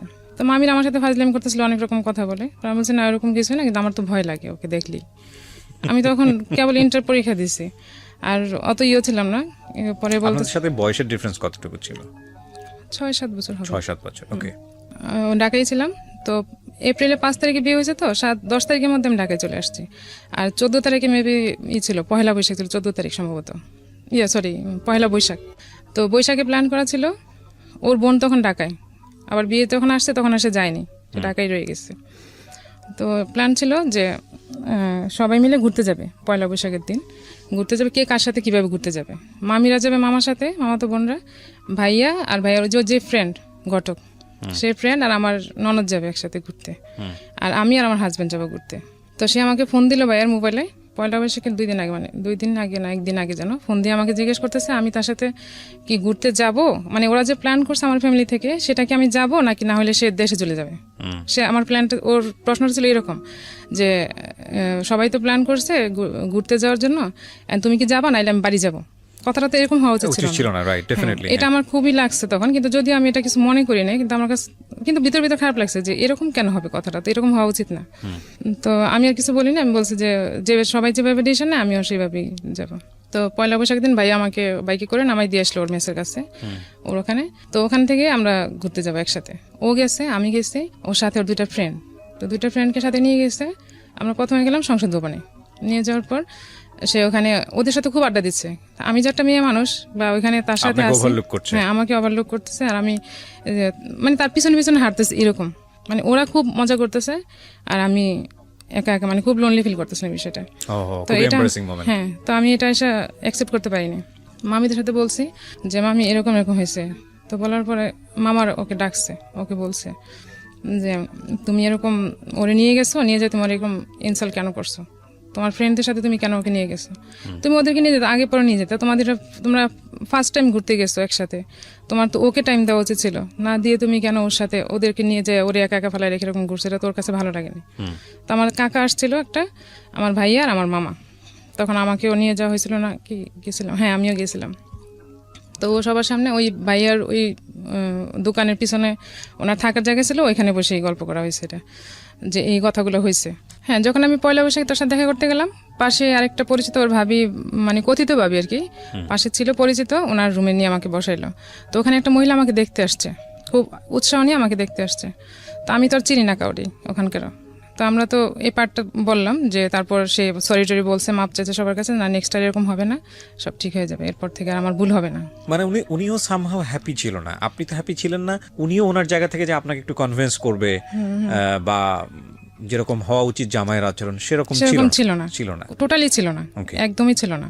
তারপর দেখে চলে গেল, তারপর তো সরি টরি বলা হয়ে গেছে, আর নেক্সট এরকম হবে না এরকম বলে, দেন তার মানে তাকে ভুলটা বলা হয়েছে, তোমার ভুলগুলো এরকম হয়েছে, ঠিক আছে আর হবে না। তো আমরা যে মেসে সবাই গেছি, পাশে যে কথাবার্তা হয়েছে, তার মেসের অনেকেই জানছে এটা, যে ওর এখানে এরকম একটা ছোট বৈঠকের মতো হয়েছে, ওর একটু প্রবলেম হয়েছে। তো ওর যে মেসে বুয়া রান্না করতো, সেই বুয়া নাকি তাকে বলছে এই মেয়েকে তো তুমি রাখতে পারবে না, তোমার যেভাবে হোক তাকে আটকাইতে হবে, তুমি যদি ওর সাথে সংসার করতে চাও। তখনও তার সাথে আমার কোনো রকম কোনো স্বামী স্ত্রী যে সম্পর্ক, সেটা কখন হয়নি তার সাথে আমার কোনো রকম। তো প্রায় বিয়ের তো 15 দিন হয়ে গেছে, এটা 15 দিন হয়ে গেছে, আমি ঢাকায়, ও ঢাকায়, আর বাসায় আসার তার নিষেধ, সে বাসায় আসতে পারবে না। এরকম বলার পরে সে মাথার ভিতরে এটা নিচ্ছে যে আমাকে তো তাকে আটকাইতে হবে। তখন আর কিছু বলেনি। তো বিয়ের পরে সে তো আমাকে উঠাই নিবে আগে, তাদের বাড়িতে নিয়ে যাবে, দেন তারপর না তার ডিসিশন। যাই হোক, এখন বিয়ে হচ্ছে, সে আমাদের বাড়িতে আসে নাই এর মধ্যে। আর বিয়ের পয়লা বৈশাখের পরে আরো 15 দিন পরে সে একদিন ছুটি পাইছে অফিস থেকে। তো সে সম্ভবত ওই ঘটক ভাইয়াকে বলছে যে শ্বশুর বাড়িতে যাবে আমাকে নিয়ে। তো সে আমাকে বলছে যে আমাকে নিয়ে যাবে। তো আমাকে নিয়ে সে সেদিন মাসখানেক পরে আর কি বিয়ের, আমাদের বাড়িতে আসছে। সেদিন আসার পরে সে ছিল 2 দিন বাসায় থাকার পর, তার যখন ছিল তখন আমি বাড়িতে চলে আসছি একবারে, আর তখন আর ঢাকায় যাচ্ছি না, বাড়িতে চলে আসছে, কারণ প্রতি সপ্তাহে এখানে আসবে, ছুটি পাইলে সে আমাদের বাড়িতে আসবে। মানে সেরকম বলে নাই, তো সবাই চাচ্ছে এরকম আসুক, যেহেতু বিয়ে এখন উঠায় নিতে পারতেছে না, তাহলে এখন কি করবে, সে একটা প্রিপারেশনের দরকার উঠায় নেওয়ার জন্য। তো আমি বাড়িতে রয়ে গেলাম, সে প্রতি বৃহস্পতিবার যাচ্ছে, এরকম প্রতি সপ্তাহে যাচ্ছে। পরে একদিন হঠাৎ করে ও চলে যাওয়ার পর আমি আমার বিছানার বালিশের নিচে একটা চিঠি পাই। চিঠিতে লেখা ছিল আমার নাম, মানে শিরোনামে আমি ছিলাম, মানে আমার নামটাই ছিল, কিন্তু ভিতরে যে কথাবার্তা সেগুলো আমার সাথে যায় না। কি লেখা ছিল? মানে সেরকম লেখা ছিল যে তার সাথে একটা মানে ব্রেকআপ হলে যেরকম কথাবার্তা হয় না, সেরকম কথাবার্তা লেখা, যে আমি তোমাকে এরকম পছন্দ করতাম, এই করতাম সেই করতাম, যে তুমি আমার সাথে এরকম করো আমি বুঝতে পারিনি, এরকম লেখা। আর যখন আমি চিঠিটা ও যাওয়ার পর বিছানা গুছাইতে গেছে, তখন যখন দেখলাম, তখন আমি এটা বুঝতে পারলাম না যেটা কাকে লেখা। লেখা তো আমার নাম, কিন্তু তার সাথে আমার রিলেশন তো এরকম না। তার সাথে আমার স্বাভাবিক সম্পর্ক, সে নাস্তা টাস্তা করে সকালবেলা খেয়ে দিয়ে তারপর বাসায় থেকে বের হলো। তো আমি তখন তো মোবাইল নেই যে তার সাথে আমি যোগাযোগ করবো বা কিছু বলবো বা জানতে চাইবো যেটা কার চিঠি। তো যখন ও যখন ফোন দিয়েছে তখন আমি ওকে জানতে চাইছি যেটা চিঠি পাইছে এটা কার। পরে বলতেছে কোন জায়গায় পাইছে, আমি কাছে বিছানায় ছিল। পরে বলতেছে তোমার জন্য লিখছিলাম। পরে বলছে আমার জন্য এই ধরনের কথাবার্তা কেন? আর আমার তখন এত বুদ্ধিও ছিল না যে আমার সাথে এরকম রিলেশন না। এখন বুঝি সেটা তো আমার জন্য ছিল না। পরেও শুনছি চিঠিটা কার, কিন্তু এটা যে আমার ছিল না এটা আমি বুঝতে পারছি। তখনও বুঝতে পারছি, এখনো বুঝতে পারি, এখন ভালো করে বুঝতে পারি। তখন তো আমি তখন কি করেছেন? তখন চিঠিটা যখন দেখলাম তখন এটা জিজ্ঞেস করলাম, সে আমাকে এড়াই গেল, বললো যে এটা আমি তোমাকেই লিখছিলাম, এমনি লিখছিলাম। আপনার নাম ছিল চিঠির শুরুতে? হ্যাঁ, চিঠির মধ্যে আমার শুরুতে আমার নাম ছিল। এখানে কারণ আছে, আমি বলবো পরে। ওকে, আচ্ছা, যাই সামনের দিকে। তো এটা আমার নাম দিয়ে লেখা, এরকম লেখা ছিল। এর মধ্যে তো আর সে উঠায় নিয়ে আসতে পারতেছে না আমাকে, 9 মাস হয়ে গেল অলরেডি আমাদের বাড়িতে। তবে আমার ফুপু একদিন বলে বসছিল ওর সামনে যে তোমার বাপের কি টাকা নাই, আমার বাস্তিরে উঠায় নিতে পারতেছো না। মানে আমার ফুপুটা একটু সহজ সরল টাইপের, অত শিক্ষিত না, তো বলে ফেলাইছে ওর সামনে। আর এটা নিয়ে ওর যখন বলছে তখন ও খুব মাইন্ডে লাগছে, তার ইগোতে লেগেছে। এটা ওর ফ্যামিলি তো বলছে, বলার পর এটা নিয়ে ওর বাবা খুব মোটামুটি রাগ হয়েছে। আর ওর বাবার কথা ছিল যে আমি করব না, তোমাদের বিয়ে শাদীর জন্য আমি কারো টাকা পয়সা দিব না, দিতে পারবো না, যার যার বিয়ে শাদীর টাকা সে জোগাড় করবা। এখন কি হবে, এখন তো তার সেরকম বিয়ের পর থেকে সে চাকরিও ঠিক মতো করতে পারতেছে না, মানে করতে পারতেছে না, সে করে না ঠিক মতো চাকরি বাকরি। তো 2 দিন করে তো 4 দিন থাকে না এরকম। আর সে টাকাও জোগাড় করতে পারতেছে না, বউ কিভাবে নিবে, কারণ ওর তো কন্ডিশন দেওয়া ছিল কি কি জিনিসপত্র নিয়ে যাবে। এটা তো আমাদের ফ্যামিলিতে বলতে পারতেছে না যে আমি এগুলো ম্যানেজ করতে পারতেছি না বা আমি নিতে পারতেছি না। তো আমি ওর জিজ্ঞেস করলাম যে এখন যে এরকম প্রবলেম হইতেছে, এখন মানুষ তো আমাকে খারাপ বলতেছে, বা আমাকে না তোমাকে খারাপ বলতেছে, যে তোমার হাজবেন্ডের মনে কম, মানে টাকা পয়সা নাই, এতদিন হয়ে গেলে উঠে নিতে পারতেছে না। তো আমাকে বললো যে আমি তো ম্যানেজ করতে পারতেছি না জিনিসপত্রগুলো, আর উঠে নিতে গেলে তো খরচ আছে, আমি কি করবো। তো আমি আমার মায়ের সাথে বুদ্ধি করলাম যে প্রেস্টিজ বাঁচানোর জন্য, যে আমার যে বিয়ের আগে যে গোলগুলো ছিল সেগুলো আমি কি করলাম, সব আমি আর আমার মা মিলে, এটা কিন্তু কেউ জানে না, আমার মা ছাড়া এখনো জানে না। তো আমি আর আমার মা মিলে ওই জিনিসগুলো বললাম যে আমি তাহলে বিয়ের জিনিসগুলো এটা দিয়ে বানাইতে বলি, ওরে আমি বানাই। আমি আর আমার মা মিলে বললাম। পরে মা বললো ঠিক আছে, তাহলে তোমারই তো, তাহলে তুমি করো না। সরি, এর মধ্যে একটা কথা, উঠায় নিয়ে যাওয়ার আগে একটা কোরবানি ঈদ আসছে লাস্ট, আমার তো এপ্রিলে বিয়ে হয়েছে, তারপর কোরবানি ঈদ যখন আসলো প্রায় 9 মাসের কাছাকাছি তখন। তো এখন ঈদে যদি আমি এখানে থাকি তাহলে মানুষ ভাববে কি রকম একটা ভাববে, এই মানুষের ভাবাটাই অনেক কাল হয়ে গেছে আসলে। তো এখন সে আমাকে, আমি বলতেছি তাহলে আমরা কি করতে পারি বলো, এখন এক কাজ করো, তাহলে তুমি বাড়িতে বলো যে আমরা দেশে যাই ঈদ করতেছি, আমার আব্বা আম্মা বলছে ওকে দেশে নিয়ে যেতে।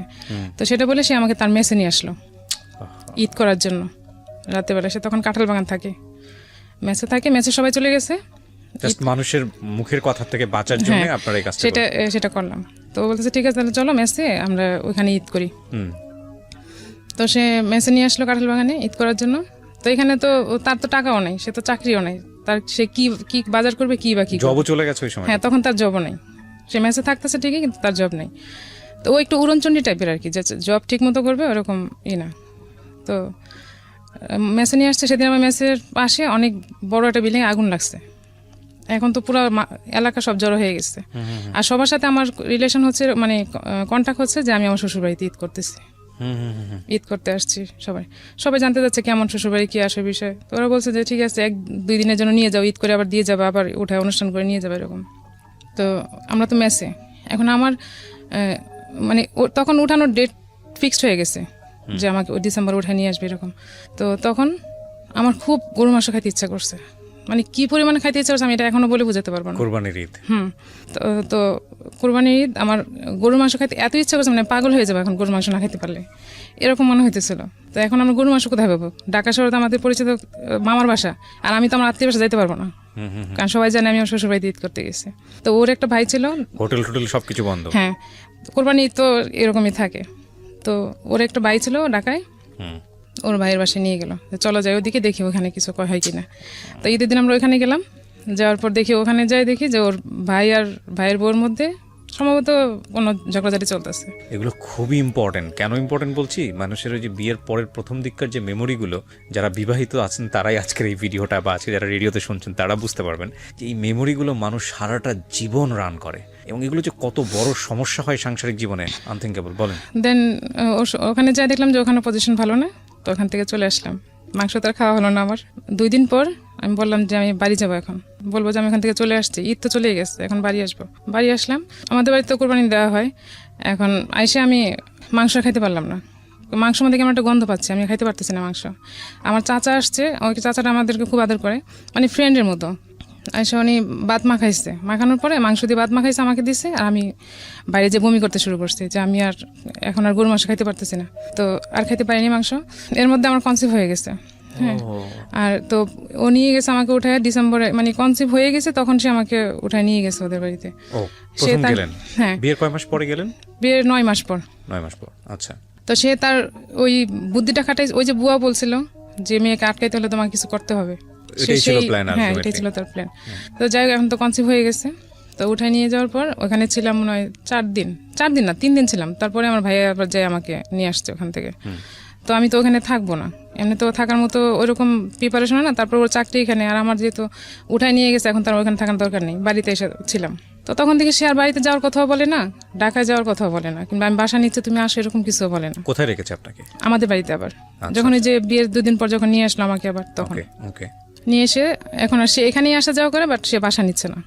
এখন আমার মা, আমার ফ্যামিলি, বাসা নেওয়ার মতো সামর্থ্য ছিল ওর তো? জব তখন জব করতেছে একটা, তখন জব করছিল। আচ্ছা, করতেছে তখন, তো বাসা নিচ্ছেও না, কিছু বলতেছে না। আমার মা তো বলতে পারে না তুমি মেয়েকে নিয়ে যাও, এটা তো মুখের উপর বলা যায় না। কেমন লাগে? হ্যাঁ, কেমন লাগে শুনতে। তা আমি মাঝে মাঝে বলতাম যে তুমি বাসা নাও বা কিছু, তখন সে বলছে ঠিক আছে বাসা নিবো না। তো আমিও তাকে একটু জোর দিয়ে বলছি যে বাসা নাও, আমি আর এখানে থাকবো না, কারণ এখানে থাকলে জিনিসটা ভালো দেখা যাচ্ছে না। সবাই আমাকে প্রশ্ন করে যে তোমার হাজবেন্ড বলছে ঢাকায় রাখবে, থাকবা।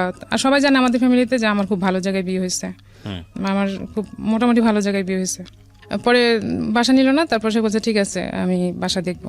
তারপর আমরা রায়ের বাগে একটা বাসা নিলাম, এক রুমের একটা বাসা, টিনের চাল দেওয়া যে বাসাগুলো থাকে ওরকম একটা বাসা নিচ্ছে। তো বাসায় তো কিছুই নেই, থাকবো কিভাবে? জাস্ট একটা তোষক নিয়ে, না একটা চৌকি, ওই যে মেসে যে চৌকিগুলো ইউজ করে। 2002 বিয়ে হয়েছে, এটা 2003 ঘটনা, প্রথম দিকে। তো বাসা নিচ্ছে, ওখানে একটা জাস্ট একটা চৌকি ছিল, চৌকিতে একটা তোষক মতো। সে আগে যে মেসে যে বাসা যেটা ইউজ করতো, খাট না চৌকি, ওগুলো ওখানে নিয়ে আসছে ওখানে। তো কিছু কিছু জিনিসপত্র আমার ছোট ভাই আমাকে দিয়ে গেছে বাড়ি থেকে, যে নতুন সংসার, হাড়ি পাতিল টাতিল যা লাগবে এগুলো সে মা পাঠাই দিচ্ছে। তো মা তো বিষয়টা জানে মোটামুটি, আমি তো মার সাথে শেয়ার করছি, আমার তো আর কারোর সাথে শেয়ার করার মতো ছিল না। তো মা বাড়ি থেকে সবকিছু পাঠাই দিত, যা যা দরকার লাগতো, চাল থেকে ধরে সবকিছু এরকম পাঠাই দিত, ছোট ভাইকে দিয়ে পাঠাই দিছে। তো তখন অনেক গরম, যখনটা শুরু হয়েছে তখন অনেক গরম, যে সময়টাতে আমি বাসা নিচ্ছি। বাসায় এত গরম ছিল, রাতে ঘুমাইতে পারতেছিলাম না গরমের জন্য, না ছিল ফ্যান, না ছিল মশারি। এখন কাঁথা গায়ে দিলে মশা, গরম লাগছে, মশা কামড়াচ্ছে মশারি ছাড়া। তো এরকম পরিস্থিতির মধ্যে ছিলাম। তো এর মধ্যে ভাই একদিন আসলে হঠাৎ করে দুপুরবেলায় আমাকে ফোন দিয়ে, আসার পর ফোন ছিল না আমার কাছে, ভাই হঠাৎ করে আসছে। ভাই যখন ঘরে এসে বসছে তখন ভাই অজরে ঘামতে শুরু করছে। তখন ভাই বলতেছে এই ঘরে কিভাবে থাকতেছিস তুই? ভাইয়ের সাথে সাথে ফ্যান আর মশারি এগুলো কিনে দিয়ে গেছে আমাকে, যাক ফ্যান মশারি দিয়ে গেছে। তো আমি মোটামুটি একটু রিল্যাক্স হয়েছি। তখন কিন্তু আমি কনসিভ করা অলরেডি 3 বা 4 মাস সম্ভবত। তো এই বাসায় মেম্বাররা জানতো বিষয়টা? তো তখন আমি 4 মাস, আর বাসাটা নিচে 1 মাস এখানে ছিলাম। জানি এই বাসাতে আর থাকতে পারতেছি না, কি জন্য জানি না। জানি না, পরিবেশটা তো ভালো না। আর যে ঘটক ছিল, যে ওনার এক ভাই ছিল সেই এলাকাতেই কাছাকাছি, তো ওনার আবার ফ্ল্যাট বাসা ছিল, তো উনি 1 রুম সাবলেট দিছে আমাদেরকে। তো ওখানে আবার 1 মাস বাসায় ছিলাম। তো ওখান থেকে সে জব করে, আমি কি আপনার লেখাপড়া বন্ধ হয়ে গেছে? হ্যাঁ, তখন তো আমার লেখাপড়া বন্ধ হয়ে গেছে অলরেডি। বাসায় যখন সে আমাকে রেখে অফিসে যায়, আমি সারাদিন ঘুমাই, তখন আমি শুধু ঘুমাইতাম, আর ও রাতে আসার আগে রান্না করতাম, খাইতাম। তারপর একদিন হঠাৎ করে তার ট্রাঙ্ক থাকে না মেসের বাসায়, এরকম ট্রাঙ্ক ছিল একটা, ট্রাঙ্কের মধ্যে তার সার্টিফিকেট দেখতে পেলাম আমি। আর তার মধ্যে আবার তার বোন যখন আমাদের বাসায় ছিল, তখন আমি ওকে বলছিলাম একদিন, ওই যে আমার ভাই বলছিল যে ও লেখাপড়া কতটুকু জানে না, তখন আমি আমার ভিতরে হলো যে একটা লোক লেখাপড়া কতটুকু করে, এলাকার লোক জানার কথা, এলাকার লোক না যে তার চাচা, আইডিয়া তো থাকবে। তখন ওর বোনকে জিজ্ঞেস করছিলাম তোর ভাই লেখাপড়া কতটুকু করছিল। তো বলছে ভাইয়া তুমি ম্যাট্রিক পাস করছে এখান থেকে, আর ঢাকায় যে লেখাপড়া করছে কিনা আমি জানি না। তাহলে জিনিসটা তো পুরোই ডাউট মনে হয়েছে। তো আমি তার সার্টিফিকেট যেগুলো দেখলাম, তার ওটুক সার্টিফিকেটই দেখছি, এসএসসি, আর বাকিগুলো দেখছি শুধু ফটোকপি। আপনি ইন্টারমিডিয়েট পাস করে বিয়ে করেছেন? হ্যাঁ, আমার ইন্টারমিডিয়েট না, আমি পাস করতে পারিনি তখন, মানে আপনি পরীক্ষা দিচ্ছিলেন এরকম পরীক্ষা, হ্যাঁ এমন মোমেন্টে পরীক্ষা হয়েছে। তো আমি সার্টিফিকেট যেগুলো দেখলাম একটাই শুধু অরিজিনাল সার্টিফিকেট দেখলাম, আর বাকিগুলো শুধু ফটোকপি করা দেখলাম ওগুলো, আর বাকিগুলো দেখিনি। তাই আমি একদিন জিজ্ঞেস করলাম যে তোমার সার্টিফিকেট একটা, বাকিগুলো কোথায়? পরে বলতেছে আছে।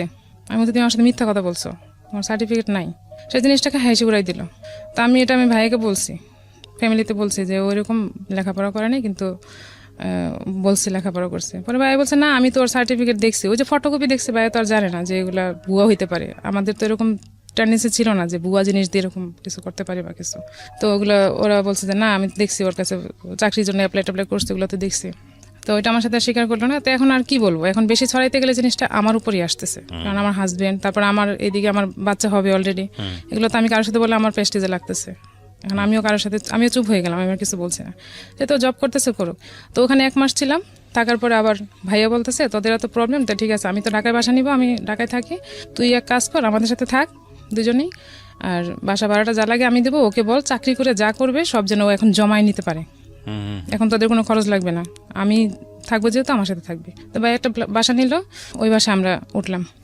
তো ওই 2 মাস ছিলাম ওর সাথে বাইরের বাসায়, তারপরে এই বাসায় আসলাম।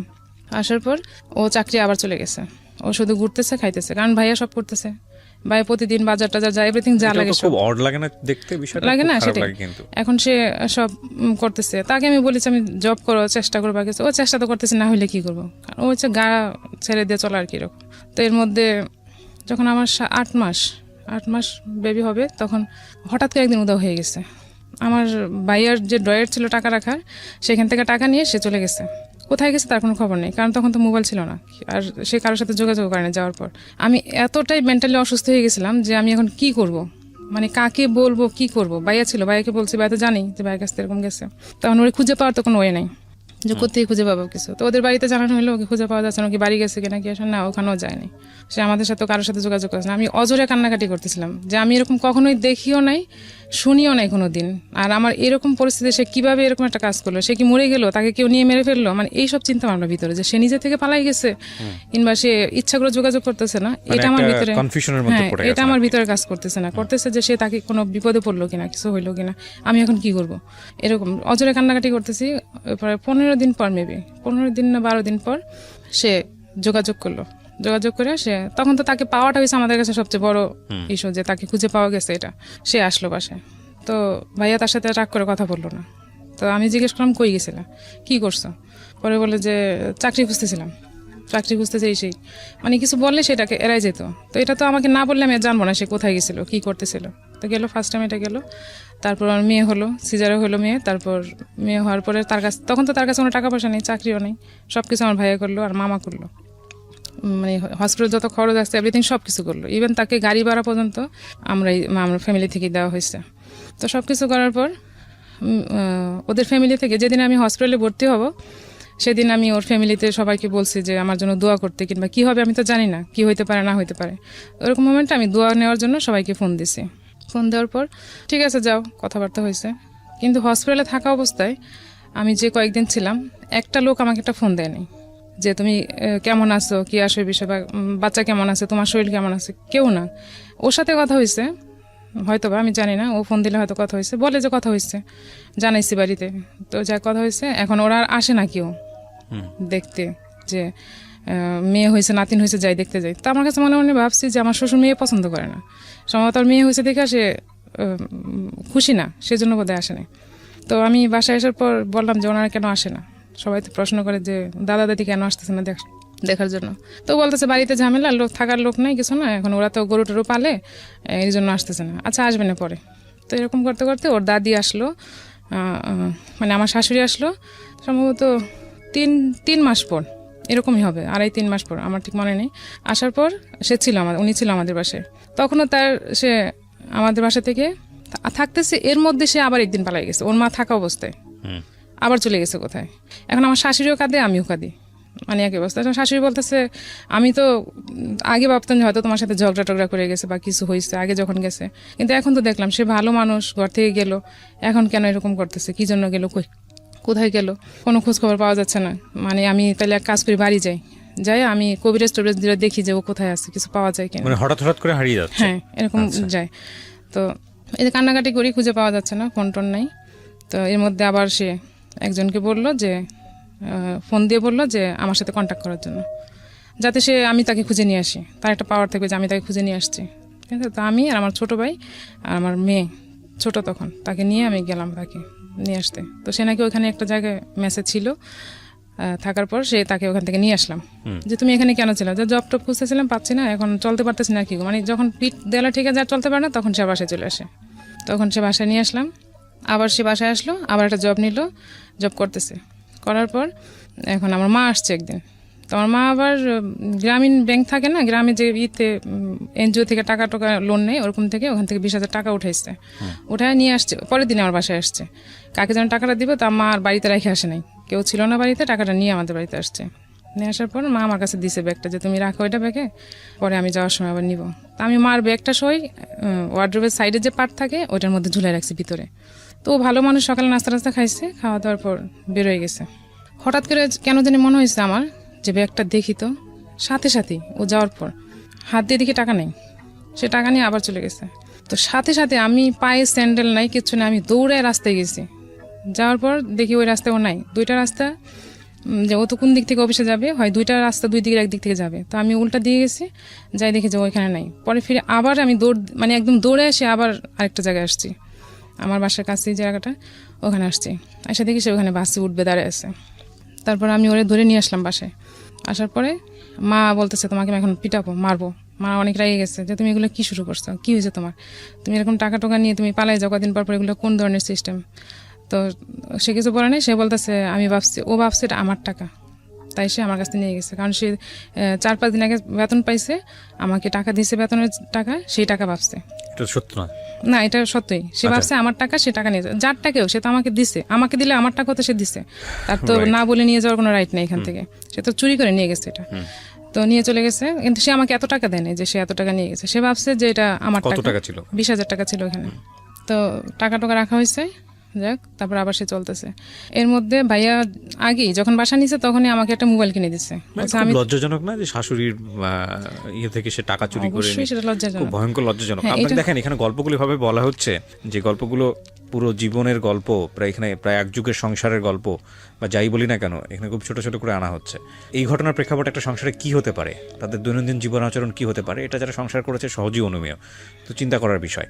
বাট এটাও ঠিক যে মানুষটা কেন পালিয়ে যাচ্ছে বারবার, সেটাও কিন্তু আমরা জানি না, সেখানেও একটা রিজন থাকতে পারে। এই জন্য সবসময় বলি আমি যে জীবন গল্পের একটা অনেক বড় দুর্বলতা বা সীমাবদ্ধতা হচ্ছে এটা একপাক্ষিক বলা। বেশিরভাগ সময়ই যে গল্পগুলো এখানে আসে সেটা একজন মানুষের বলা, যে মানুষটা চলে আসে ওই গল্প বলার প্রেক্ষাপটে, ওই মানুষটার যদি বক্তব্য সমানভাবে নেওয়া যায়, তাহলে হয়তো এই বক্তব্যগুলোকে নিয়ে একটা অন্যরকম চিন্তা ভাবনার সুযোগ তৈরি হবে।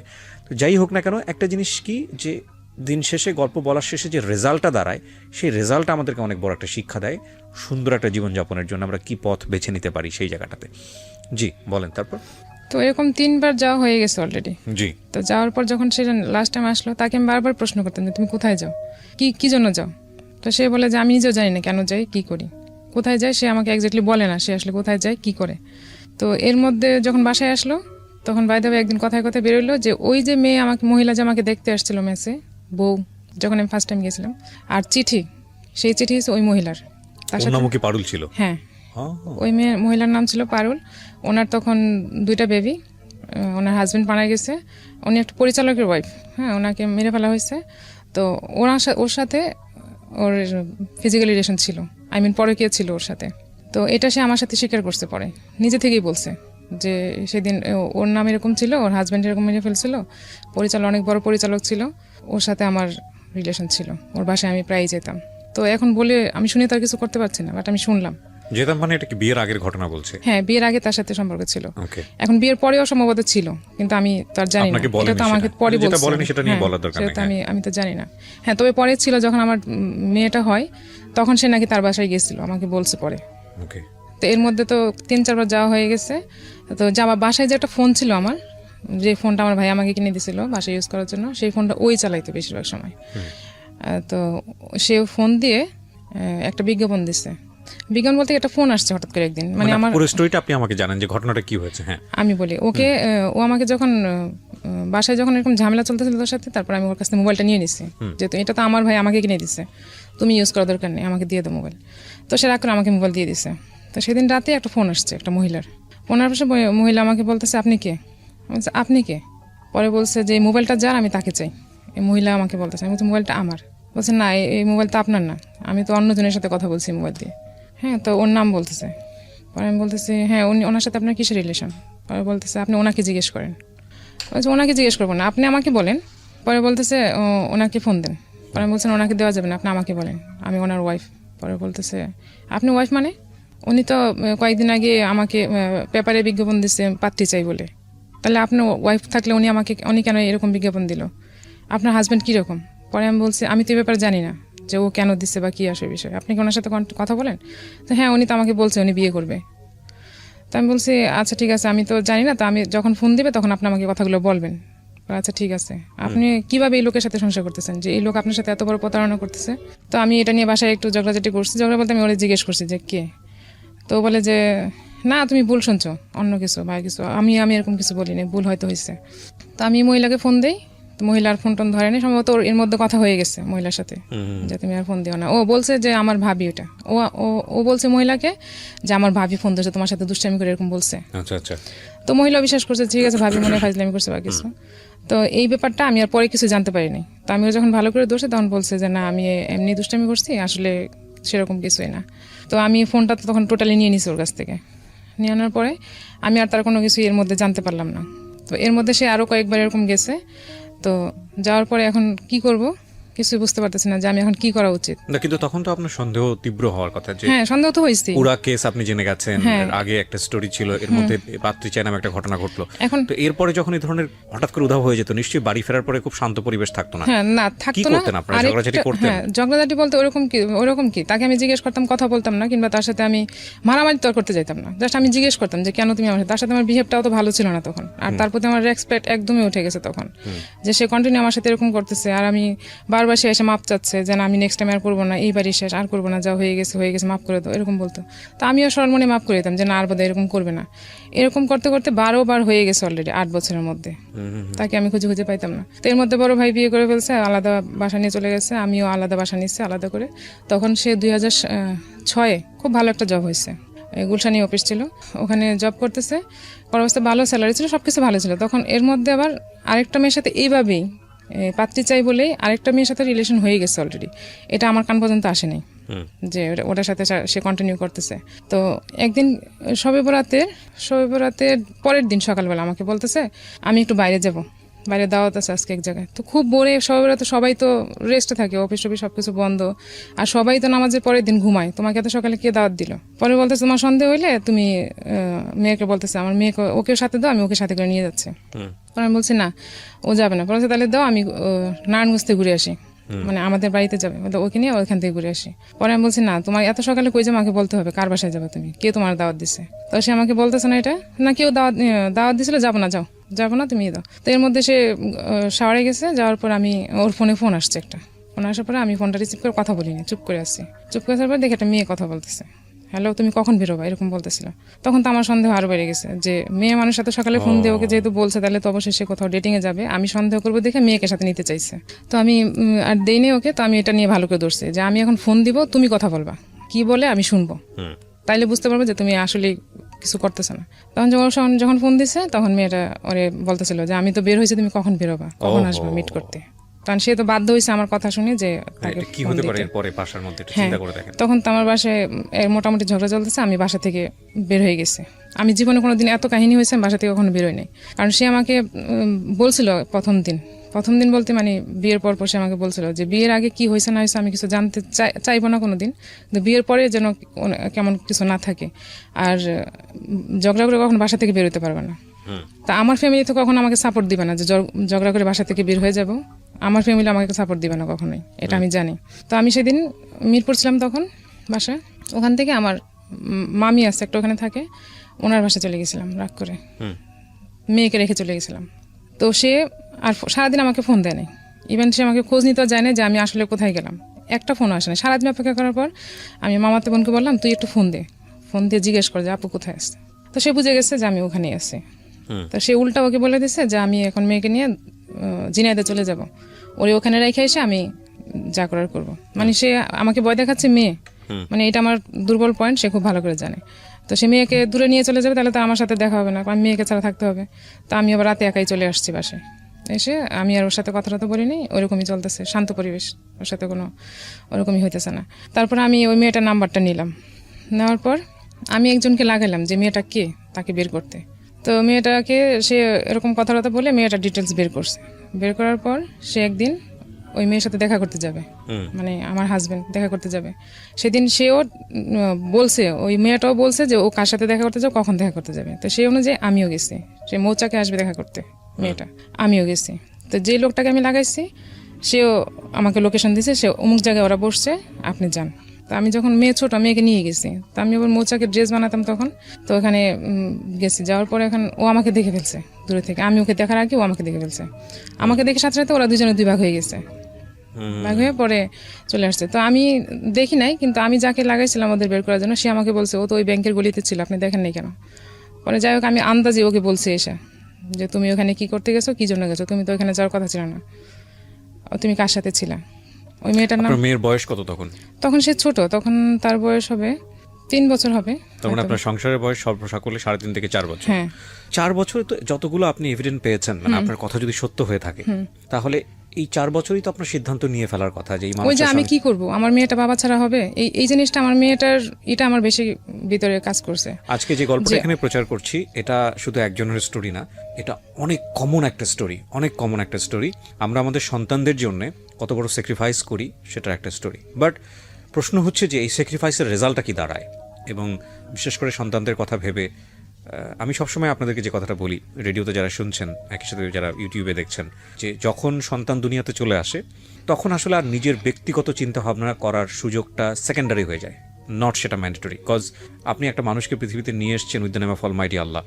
তো সেই মানুষটাকে আপনি, সে তো আপনার আদ্যপান্ত জেনে আসেনি, হ্যাঁ, তাকে আপনি নিয়ে আসার প্রসিডিউর মেনটেন করেছেন বলেই সে দুনিয়াতে এসছে। তার লাইফের রেসপন্সিবিলিটি কিন্তু আপনার, এবং আপনি কতটা ভালো থাকলেন, কতটা মন্দ থাকলেন, সেটা আসলে তার লাইফের ওপরে যেন কোনোভাবে ইফেক্ট না করে। সো ওই জায়গাটা থেকে বাবা মারা অনেক বড় স্যাক্রিফাইস করেন, অনেক বড় স্যাক্রিফাইস করেন। মূল কথা হচ্ছে যে স্যাক্রিফাইসেরও তো একটা এন্ডিং পয়েন্ট আছে, যে এর বেশি আর করা যায় না।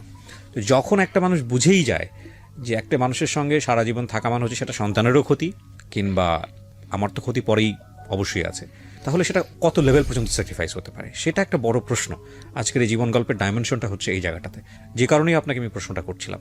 বলুন, তারপর কি হলো? তারপর আমার চিন্তা এটাই ছিল যে আমার মেয়ে, ও যখন বাড়ি থেকে আসতো, পায়ের শব্দ যখন পেতো, সে দূরে বুঝতে পারতো যে সে বাবা, খুব স্বাভাবিক, বাবা তো বাবা, সে অনেক দূর থেকে এটা বুঝতে পারতো, বলে যখন বুঝতে পারতো তখন সে দৌড়ে বাবা বলে চিল্লে বাইরে যেত। আর এই জিনিসটা আমার সবসময় ভিতরে কাজ করতো যে ও কাকে বাবা ডাকবে, এই জিনিসটা আমি মানতে পারতাম না। যখনই কোনো ডিসিশন নিতে চিন্তা করতাম, তখনই ভাবতাম যে আমার মেয়েটা তো বাবা ছাড়া হবে, সে তো বাবা ডাকতে পারবে না। এইটা ফ্যামিলির সন্তানরা আসলে জানে যে এটা আসলে কতটা পেইনফুল। বাবা মায়ের মধ্যে সম্পর্ক যেটাই থাকুক না কেন, এটা তো আসলে তাদের জানার কথা না, কিন্তু বড় হয়ে ওঠার জায়গাটাতে আসলে বাবা এবং মা দুজনের খুবই প্রয়োজন একটা সন্তানের, এবং সেটা যারা বড় হয়েছে তারা আসলে ফিল করে যে এটা আসলে বাবার কোনো সাইডের কারণে যদি বাবা দূরে থাকে, কিংবা মার কোনো সাইডের জন্য যদি মা দূরে থাকে, সেটা সেই জায়গা থেকে তাদের প্রবলেম। কিন্তু কাঠামোগত দিক থেকে তো একজন বাবাকে প্রয়োজন হয় নিজের জীবনে, মাকে প্রয়োজন হয়। ছোটবেলাটা বলি, বড়বেলাটা বলি, যেটাই বলি না কেন, সেই জায়গায় যে মিসিং, প্রতিনিয়ত যে মিসিং। কোনো সন্তানের হয়তো বাবার প্রতি ভয়ঙ্কর ক্ষোভ থাকতে পারে, কোনো সন্তানের হয়তো মায়ের প্রতি ভয়ঙ্কর রকমের ক্ষোভ থাকতে পারে, কিন্তু ওই জায়গাটা তো ব্ল্যাঙ্ক। ওই ব্ল্যাঙ্ক জায়গাটা যে কত কষ্টকর, এটা যে বড় হয়েছে সেই হয়তো বা জানে।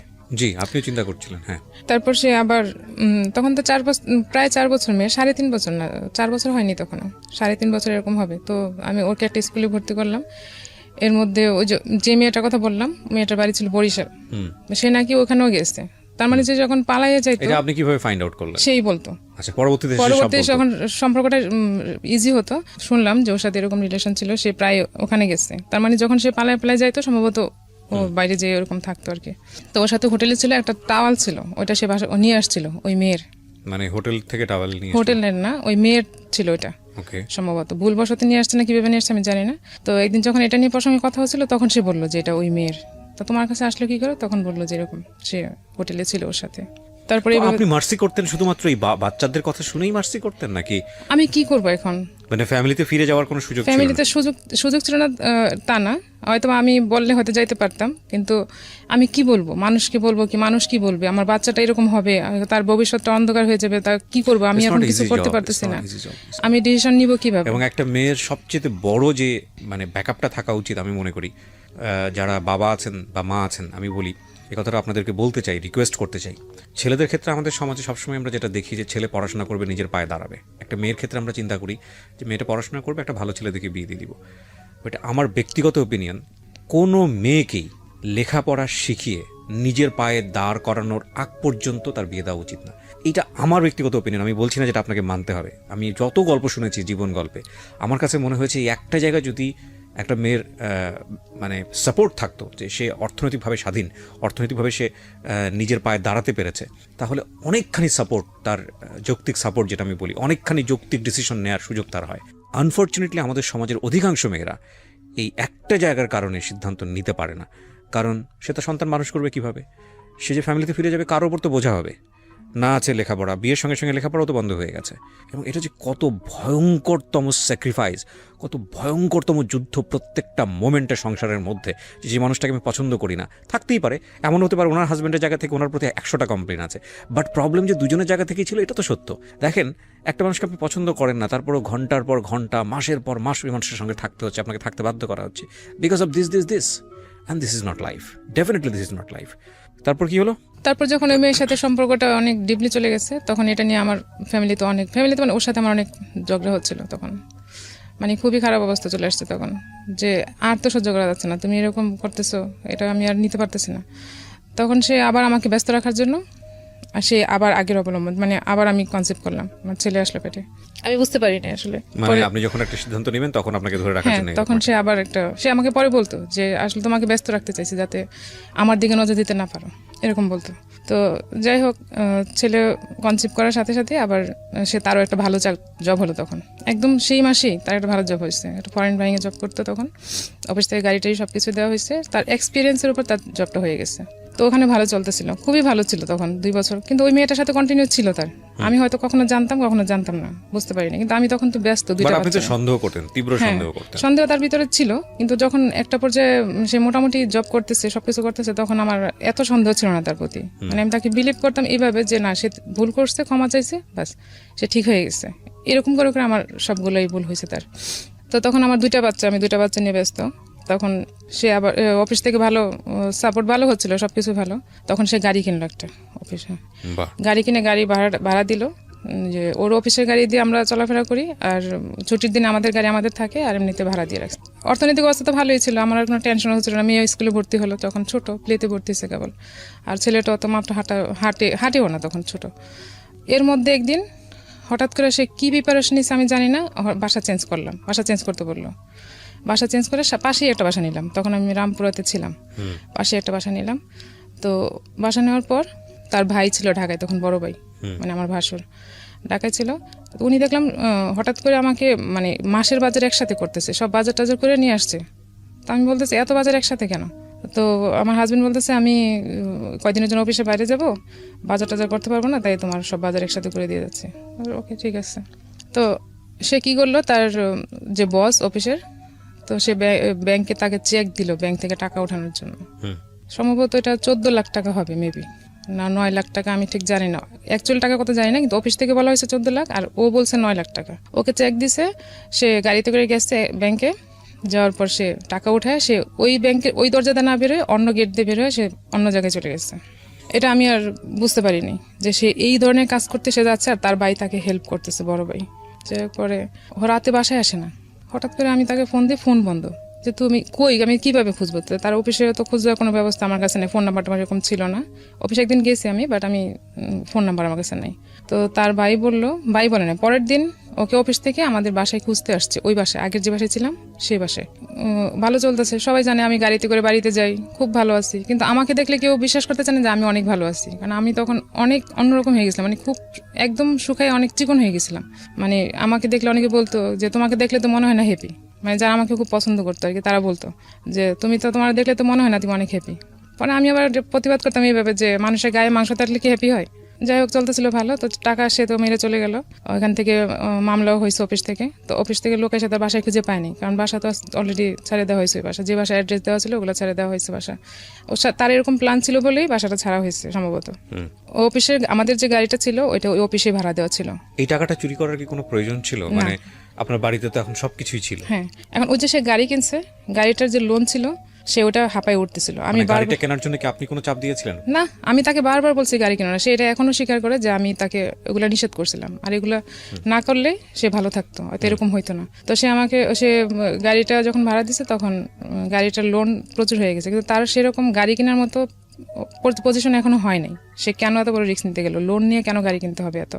আমি বারবার এই কথাটা বলতাম যে লোন নিয়ে কেউ গাড়ি কিনে না। গাড়ি কিনলে অনেক পরে, যখন বাড়ি হবে সবকিছু হবে দেন তুমি গাড়ি কিনবা। গাড়ি তো আমাদের এখন প্রয়োজন নেই। তো সে কথাটা শুনে নেই, সে যা বলতো তাই করতো তার মতো করে, সে কারোর বুদ্ধি নিত না। তো গাড়ি কেনার পর তখন সে লোন টোন মানে একটু বেশি হয়ে গেছে, আর আমি জানতাম না সে কোত্থেকে লোন নিত, কি করতো না করতো, এগুলো সব আমার বুঝতে হতো না। এবং সে এমনও হয়েছে আমার নামে একটা লোন নিচ্ছে সে। তো সে যখন এখান থেকে চলে আসলো, অফিস তাকে আর খুঁজে পেল না, ওই পেপারে বিজ্ঞাপন দিল তার সম্পর্কে। হ্যাঁ, তার ছবি দিয়ে পেপারে দিল যে টাকা চুরি করেছে ধরিয়ে দিন। হ্যাঁ, এখন তারা ধরিয়ে দিন এরকম বিজ্ঞাপনের আগে কি আপনার সঙ্গে যোগাযোগ করেছে, নাকি আপনি জানলেন কবে সে কোথায় পালিয়ে আছে? আপনার সঙ্গে যোগাযোগটা করলো কবে? আমি তো আমার সাথে যোগাযোগ হয়েছে অনেক পরে, তাই 15 দিন হবে। আচ্ছা, তার মাঝখানে কি পত্রিকায় বিজ্ঞাপন চলে গেছে নাকি তারও পরে? না, বিজ্ঞাপন সাথে সাথে চলে গেছে, 2 দিন পরে। হ্যাঁ, যখন বিজ্ঞাপন চলে আসছে তখনই আমার কানে আসছে যে সেই ঘটনা ঘটাইছে। ওকে, তখন আমি বুঝতে পারছি সে এরকম কিছু করে তারপরে গেছে। সেটা তার বাড়ি থেকে ফোন দিয়ে তখন ওর বড় ভাই বলছে। আপনি নিজের চোখে দেখেছেন তাকে ধরিয়ে দিন? আমার কাছে আছে, এটা এখনো আছে, পেপার কাটিং আমার কাছে এখনো আছে। আমরা যেহেতু এটা ইনভেস্টিগেটিভ শো না, সুতরাং আমরা চাই না কোনো মানুষের পরিচয় এখানে রিভিল হোক, কারণ আমাদের আসলে কে কি ভুল করেছে সেটা আইডেন্টিফাই করার কোনো উদ্দেশ্য না। আমরা মূলত চাই যে এই গল্পটা থেকে আমাদের যারা শুনছেন শ্রোতা বা যারা দেখছেন তারা আসলে কি পজিটিভ মেসেজটা নেবেন। Because who is victim or who is guilty, that is not our concern. Hour concern হচ্ছে যে আলটিমেটলি স্টোরির মেসেজটা কি। বলেন। তারপর চাকরিতে চলে গেল, এখন তার চাকরি নেই। সে ওই 9 লাখ না 10 লাখ টাকা নিচ্ছে, সেই টাকা নিয়ে সে বাইরে আসছে। এখন টাকা দিয়ে কি করতেছে আমি জানি না, আমি তার কখন টাকা দেখিও নাই। তো যখন ফ্যামিলিতে তো জানাজানি হয়ে গেল, এরপর তার গোপন করার কিছু নাই। এখন তার গোপন রাখার কিছু নেই। এর মাঝখানেও আরো মেইলে কিছু ঘটনা ঘটছে না, কিন্তু এখানে একটা কথা আছে, যে লোকটার নামে অলরেডি এরকম একটা মামলা হয়েছে, যে লোকটার নামে পত্রিকায় ছবি চলে এসছে একে ধরিয়ে দিন চোর, এবং এটা মোটামুটি আপনার পরিবারের সবাই জেনে গেছে, তখন তো আপনি চাইলে ইস্তফা দিতে পারতেন যে লোকটার সঙ্গে আমি সংসার করবো না। তখন আপনি কেন সাপোর্ট করলেন? আমি তো সাপোর্ট করিনি, আমি তো করতে চাইও না সাপোর্ট তাকে। আমি তাকে বলছি তুমি কেন বারবার করতেছো, তুমি মাপ চাও, অফিসে যাও, টাকাগুলো ফেরত দাও, মাপ চাও। বলছে ঠিক আছে আমি অফিসে যাব, আমি টাকাগুলো ফেরত দিব, মাপ চাইবো। ওনার বসটা খুবই ভালো ছিল, মানে খুবই কাইন্ড ছিল সবার প্রতি, মানে ওর প্রতি, আমাদের প্রতি, ফ্যামিলির প্রতি। তো সে বলছে আমাকে, কথা দিচ্ছে যে সে না, আমি টাকা ফেরত দিয়ে মাপ চাইবো, চাকরিটা ফেরত নিবো, কারণ এত ভালো চাকরি সে আর পাবে না। আমি বারবার বলতেছি তুমি এত ভালো চাকরি পাবা না, তুমি যে মাপ চাও, টাকাগুলো ফেরত দিয়ে দেখবো তোমার আর কিছুই বলবে না, সবকিছু ঠিক হয়ে যাবে। ঠিক আছে আমি যাবো, তুমি বাসা নিয়ে চলে আসো এখানে। আর আমার যে বিজ্ঞাপনের ব্যাপারটা, ওইটা এখনো পর্যন্ত আমাদের বাড়িতে যায়নি। আচ্ছা, হ্যাঁ, আমি কারোর সাথে বলিও নাই, বলতে চাই না এই জন্য যে এটা অনেক বড় একটা ইস্যু হয়ে যাবে, অনেক বড়। কিন্তু আমি চাই না এই জন্য যে এটা, ওই যে বললাম প্রেস্টিজ লাগবে, গ্রামে সবাই বলা বলি করবে, আমার ছেলে মেয়ে হয়ে গেছে, এখন আমাকে আলাদা থাকতে হলে আমাকে সেরকম একটা জায়গা, শক্ত জায়গা লাগবে, তাছাড়া তো হচ্ছে না। আর আমি গ্রামে হয়তো গেলে হয়তো আমার ফ্যামিলিতে আমি বার্ডেন হব, কিন্তু আসলে ফিউচারে কি হবে আমি জানি না। 2টা বাচ্চা সহ একটা মেয়েকে পালা অনেক tough, it's not easy job. তো আমি আর বললাম না কারোর সাথে, তো বাসা নিয়ে গেলাম মিরপুরে। বাসা নিয়ে যাওয়ার পরে সে টাকা দিয়ে কি করলো, সে টাকা দিয়ে ওই শেয়ার মার্কেটে সে ইনভেস্ট করলো। টাকা রিটার্ন দিল না, দিচ্ছে না। তো তখন আবার আমার ছেলেটা প্রায় অসুস্থ থাকতো, তো সে টাকা নষ্ট করে দিচ্ছে, আমি দেখতেছি। তখন আমি বললাম তুমি টাকাগুলো ফেরত দাও, ফেরত দিয়ে তুমি জব টব খুঁজো। বলে যে না, তখন শেয়ার মার্কেটও খুব ভালো ছিল, সে ধুমসে বিজনেস করতেছে এবং দরাও খাচ্ছে টাকা দিয়ে। তো আমি একদিন হঠাৎ করে বললাম যে ছেলেটা তো এরকম অসুস্থ থাকে, তুমি এক কাজ করো, অন্তত 50,000 টাকা তুমি কোথাও রাখো, যাতে অ্যাক্সিডেন্টলি কাজে লাগতে পারে। কারণ আমার কাছে কোনো টাকা নেই যে আমি কিভাবে আমার বাচ্চার চিকিৎসা করবো, সে আবার কখন হারাই যাবে তার তো কোনো ঠিক নেই। এই চিন্তা করে আমি তাকে এটা বলছি। সে আমাকে উত্তর দিল, আমার টাকা তোমার অ্যাকাউন্টে কেন রাখবো? আমি তো বেশি চাইনি, আমি 50,000 টাকা চাইছি, শুধু বলছি এটা ছেলের জন্য। এটা উত্তর দিল, আমি আমার অ্যান্সার পেয়ে গেছি, আমি আর কিছু বলিনি। দেন সে হঠাৎ করে আবার উদো। তারপর আমি বলছি আমি আইনি ব্যবস্থা নিব, আমি আর বসে থাকবো না। ওর ভাইকে ডাকালো আমার মা, আমি বলছি আপনি বলবেন যে আমার মেয়ে কোথায় চলে গেছে, খবর নেই, তোমাদের ছেলে মেয়ে তোমরা নিয়ে যাও। তো ওর ভাই তখন ঢাকায় ছিল, বড় ভাই। তো বাসায় নিয়ে এসেছে ফোন দিয়ে, আমি পাশের ফ্ল্যাটে ছিলাম। আমি বলছি যে বলবেন যে আমি নাই, আর ওদেরকে নিয়ে যেতে বলবেন, দেখি কি করে, ওরা কি বলে। ওরা যদি কোনো স্টেপ নিতেছে না তাহলে আমাকে নিতে হবে এখন। তো আমার মা বললো যে নিয়ে যাও, তোমাদের ভাস্তা ভাস্তা তোমরা নিয়ে যাও, আমার মেয়ের ব্যবস্থা আমি করবো। পরে ও উত্তর দিল কি যে আমি কোথায় নিয়ে যাবো, আপনি নিয়ে যান। আমার ভাসুর আমার মাকে বললো যে আমি কোথায় নিয়ে যাবো, ওদের সাথে। ভাসুরের জায়গা থেকে হয়তো ঠিকই আছে কথাটা, বাট এটা খুব কষ্টকর না দুইটা বাচ্চার জন্য? ওরা কি বুঝতে পারতেছিল আপনাদের মধ্যে এই ঝামেলাগুলো হচ্ছে? তখন তো আমি মেয়ে ছোট, বললাম না 4.5 বছর হবে বাচ্চাটা, ছেলেটা তো তখন কোলে বোধহয়। হ্যাঁ ছোট 2 বছর, মানে তখন সে হাঁটা শিখে নাই তখনও এরকম। তো সে এরকম বলছে, বলার পরে ওনার কোনো স্টেপ নিবে না। ওদের সাথে ঠিকই যোগাযোগ করতো, ওর ফ্যামিলির সাথে ও ঠিকই যোগাযোগ করতো, হয়তো বা অন্য নাম্বার থেকে বা দূর কোথাও থেকে যোগাযোগ করতো, কিন্তু আমার সাথে যোগাযোগ করতো, বাসায় যোগাযোগ করতো না। তো আমি এরকম বলার পরে সে আসবে না, সে কোথায় আছে তার তো কোনো খুঁজে পাচ্ছি না। সে একবার পরে ফোন দিছে, ফোন দেওয়ার পরে বললো যে আমি খুলনায় আছি, অমুক হোটেলে আছি। তো আমার পাশের ফ্ল্যাটে যে ভাইয়া ছিল, ওনার ফ্যামিলি ছিল, উনি আমাকে বললো যে আপনি আমাকে ফোন নাম্বারটা দেন আর হোটেলের অ্যাড্রেসটা বলে, যেটা বলছে আমাকে বলেন, আমি খুঁজে দেখি ওখানে আসছি কিনা। তো উনি দেখলো যে ওখানে নাই, সে মিথ্যা কথা বলছে। তো আমি ওখানেই আসি। এর মধ্যে আমি প্ল্যান করছি আমি বাসা ছেড়ে দিব, আমি ওর কাছে আর থাকবো না, না থেকে আমি আলাদা বাসা নিয়ে আলাদা থাকবো। তো এর মধ্যে সে বাসায় যোগাযোগ করছে, করার পর বাসায় আসছে। আসার পরে আমি তাকে, বাসায় আসার পর তো ঝগড়া হবে, এটাই তো স্বাভাবিক, যে তুমি কই গেছো, কেন এরকম করলো, আবার কেন এরকম করতেছো। তো বলতেছে আমি আসলে জানি না আমি কি জন্য যাই, কোথায় ছিলাম, একবার বলে কুমিল্লা ছিলাম, একবার বলে খুলনায় ছিলাম, এরকম বলতো। তো আসার পর যখন এরকম করতেছে, তখন আমি বলছি তুমি, আমাকে মাপ চাইতেছে আমার কাছে, আবার কান্নাকাটি করতেছে, মাপ চাইতেছে, তুমি আমাকে লাস্ট পর একটা সুযোগ দাও, আমি আর এরকম করবো না। তো আমি বলছি তুমি এক কাজ করো, তুমি তওবা করো, তুমি তো ঠিক হবে না, তুমি যদি টোটালি 3 মাস যদি কন্টিনিউ ভালো থাকো, তাইলে আমি ভাববো যে তুমি সত্যি সত্যি ভালো হয়েছো, নাইলে আমি আর বিলিভ করতে পারবো না যে তুমি ভালো হয়েছো। পরে আমি পাশে একটা মসজিদ ছিল, মসজিদে হুজুরের সাথে কথা বলে আমি বলছি যে ওনাকে তোবা করাইতে হবে, উনি আর কখনো এরকম করবে না, এরকম বলছে। ও রাজি হয়েছে, ঠিক আছে আমি তবা করবো আর করবো। তো হুজুর বললো যে এখানে তো আসলে মসজিদে এসে তো করা যাবে না, আপনার আমি বাসায় আসবো আপনার। তো সেদিন রাত্রে রান্না বান্না করছি, হুজুর আসবে বাসায়, রান্না করলাম, খাইছে, খাওয়া দাওয়ার পরে হুজুর খাওয়া দাওয়া করছে। হ্যাঁ বাসায় আমরা হুজুরের সামনে তওবা করার কি আছে? আমি তো জানি এরকম কোনো বিধিবিধান নাই। আমি তো জাস্ট, আপনি যেটা করছেন সেটাই, আমি তো জাস্ট ওকে বোঝানোর জন্য সে ভালো হবে। আমার নিজেকে তওবা জিনিসটা নিজে নিজেই করতে হয়, এটা আসলে হুজুরের সাথে আমার আসলে অতটা তখন আমি এত কিছু বুঝিও না, সমস্যা নেই। হ্যাঁ অনেকেই করেন এরকম, ভুল প্র্যাকটিস করেন। তো ওটা নিজে নিজে তো সে তওবা করলে তো আমি বুঝবো না যে সে করতেছে, সে তো সে টোটালি তো সে বারবারই তো আমাকে বলতেছে যে আমি আর করবো না, আমি ভালো হয়ে গেছি। তো সেটা এটা আমার ইয়ের জন্য, মানে স্যাটিসফ্যাকশনের জন্য, হ্যাঁ স্যাটিসফ্যাকশনের জন্য আমি তাকে বলছি আর কি এটা করা। তো হুজুর এসে ওকে তওবা করাইলো, ঠিক সে তওবা করলো যে আমি আর এরকম করবো না, যা করছি আর করবো না। দেন সে আবার সেম 3 মাস পর আবার হলো। না এখানে একটা কথা বলে রাখি, অনেকে, আমি আসলে ধর্মীয়ভাবে অতটা বেশি জানি না, কারণ তওবাটা আসলে নিজের জায়গাটা থেকে নিজে করতে হয়, আল্লাহর কাছে বলতে হয়, মিনতি করতে হয়। কিন্তু অনেকে তওবা পড়ান বলে একটা ব্যাপার আছে, যে তওবা পড়াও। আমি ঠিক জানি না তওবা পড়াও এটা রাইট প্র্যাকটিস না রং প্র্যাকটিস, আমার জানা নেই, আমি যে কারণেই বললাম আর কি। ওকে যাই হোক, ওকে তওবা করাইতে হবে, আমার এটা হচ্ছে আমার থিম, যে সে যাতে করে যে কোনো ভাবেই হোক ওর ভিতরে সে এটা ভিতরে কাজ করে। তো সে আর আবার চলে গেল, তখন আমি বাসা ছেড়ে দিলাম, যে আমি আর 3 মাসের আগে চলে গেল। হ্যাঁ আবার 3 মাসের আগে সে চলে গেল। তো তওবা করার পরে যখন সে এরকম করছে, তখন সে ভালো হবে না, বাসা ছেড়ে দিলাম, যে ঠিক আছে এবার আমি আর তার সাথে, তাকে বাসায় চেনাবো না, আমি কোথায় যাবো আমি তাকে কিছুই চেনাবো না। তো আমি বাসায় যে ফার্নিচার ছিল পিক আপ করে ট্রাকে করে সব আমার দেশের বাড়িতে পাঠিয়ে দিচ্ছি, দিয়ে যেগুলো আমার ইম্পর্টেন্ট লাগবে সেগুলো নিয়ে, তখন আমার মেয়ে 1-এ ভর্তি হবে, এরকম প্রিপারেশন নিচ্ছে আর কি, যে স্কুলে দিতে হবে, সে কোচিং করবে। তো আমি তো আমার লাইফ দিয়ে বুঝতে পারতেছিলাম যে আমার লাইফটা কীরকম যাচ্ছে। তো আমি চাচ্ছিলাম না যে আমার মেয়ের লাইফটা এরকম কিছু ঘটুক, সে ভালোভাবে লেখাপড়া করবে, আমি এটাই চাইছি। তো দেন বাসা ছেড়ে দিলাম, বাসা ছেড়ে দিয়ে একটা টিন শেড বাসা নিচ্ছি আমার এলাকাতে আর কি, সে এখন যেখানে থাকে ওখানে নিলাম, আমার ছোট ভাইকে সাথে নিয়ে, যে তুই একটু সাপোর্ট দিবি শুধু, যে বাসাটা নিব। বাসা নিলাম। তখন এর আগে আমিও কিছু টাকা শেয়ার মার্কেটে ইনভেস্ট করছিলাম, 20-25 হাজার টাকা প্রাইমারি শেয়ার তখন আমি কিনতাম শুধু, আর আমি ভালো পাইতাম, একটা দিলে একটাই পাইতাম, এরকম হইতো। তো ওইটাকে থিম করে আমি বাসাটা ছাড়ছি, যে আমি এটা দিয়ে চলবো, কিন্তু আমাকে খরচ কমাইতে হবে। তখন আমি একটা বস্তিতে, নতুন বিল্ডিং হয়েছে, টিন শেড, সে আগের টিন শেডের মতো আবার একটা বাসা নিলাম। ওখানে নেওয়ার পর আমার ছেলেটা তখন কথা শিখছে মোটামুটি ভালোই, এখন সে বাইরের পরিবেশ দেখলে তো সে ওদের সাথেই মিশবে, কি হবে না হবে, বস্তি এলাকাতে কিরকম হয় জানাই আসছে। তো আমি কি করলাম, আমার এই ছোট ছেলেকে আমার মার কাছে পাঠিয়ে দিলাম, যে আপনি ওকে বাড়িতে রাখেন, আমি মেয়েকে কোচিং করাবো, আর আমি একটু বিজনেস সাইডে একটু টাইম দিব, টাইম দিয়ে দেন ওকে তো কোচিং করাইতে হবে দুলাকে, মেয়েকে তো কোচিং করে ওকে ভালো স্কুলে অ্যাডমিশন নিব আমি। তো বাসা ছেড়ে দিয়ে যখন চলে আসলাম, তখন ও বুঝতে পারছে যে আমি বাসা ছেড়ে দিছি।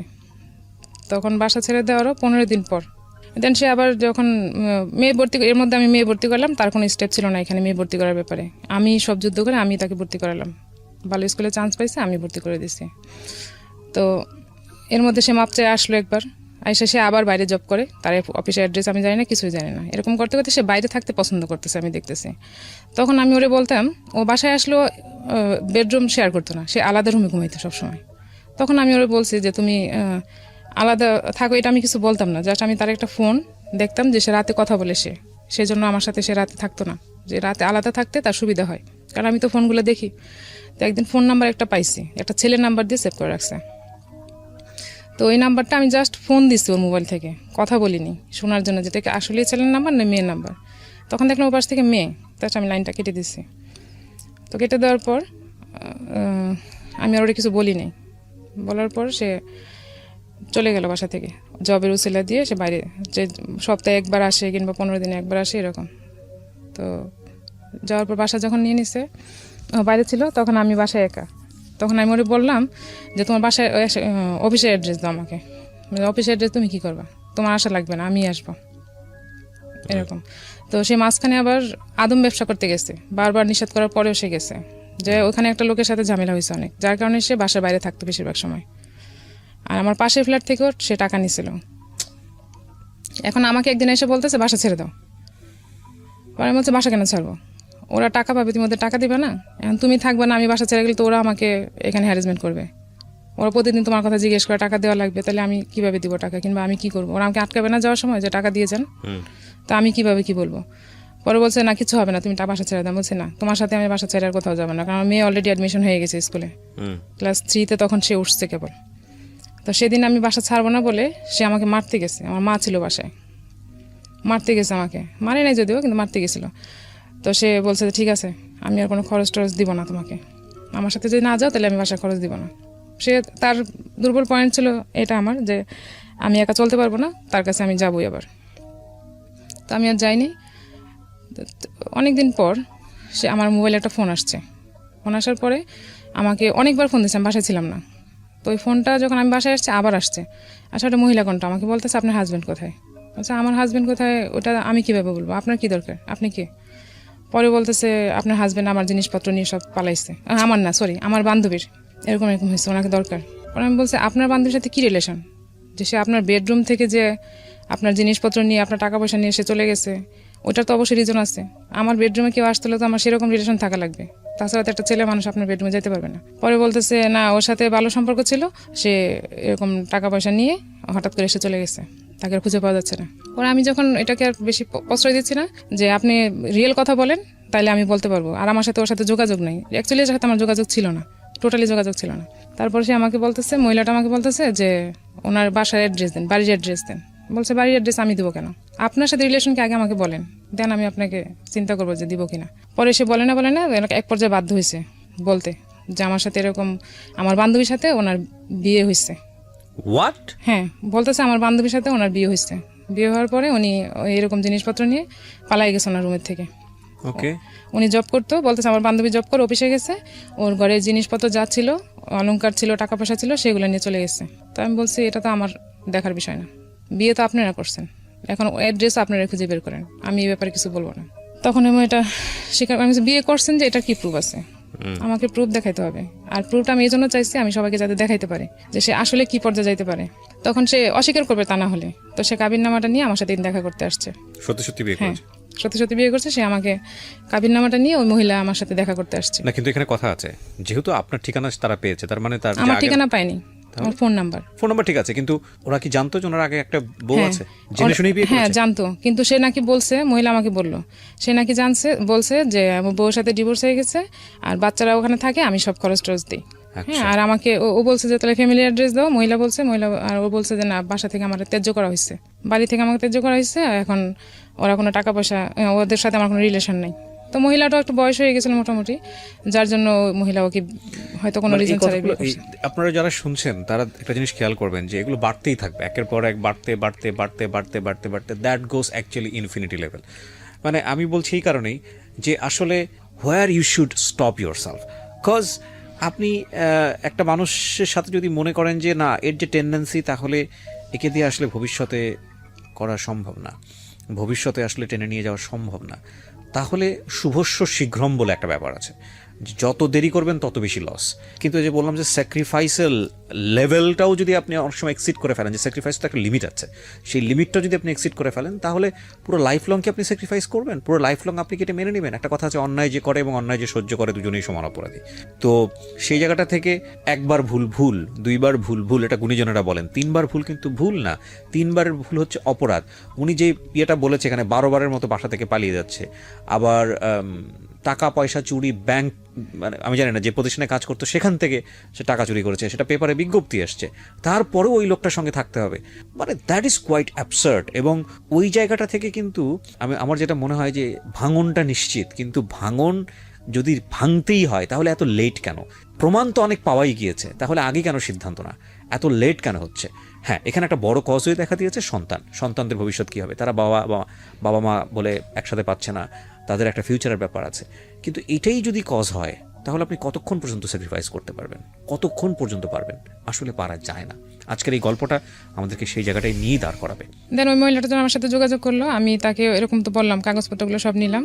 তো সে আবার আমি তাকে বললাম যে আপনার যে জিনিসপত্র নিয়ে গেছে তার জন্য আপনাকে একটা আইনি ব্যবস্থা নিতে হবে, তা নাহলে আমি কিভাবে বুঝবো সে আপনার জিনিসপত্র নিয়ে গেছে। সেও আইনি একটা ব্যবস্থা নিল, একটা জিডি করলো থানায়। ওই জিডির কপি আমি নিছি ওর কাছ থেকে। তখন আপনার সঙ্গে কোনো যোগাযোগ নাই? না, আমার সাথে কোনো যোগাযোগ নেই। তারপর সে আমাকে কয়েকদিন পর আমাকে ফোন দিল একদিন হঠাৎ করে, রোজার ঈদের আগে, রোজার মধ্যে ঘটনা এগুলো। রোজার ঈদের আগে দিয়ে আমাকে ফোন দিয়ে আমাকে বলতে, এর মধ্যে কিন্তু সে আমাদের কোনো খরচ টরচ দিচ্ছে না, বলে গেলো যে বাসায় দিবে না, আর দিচ্ছে না।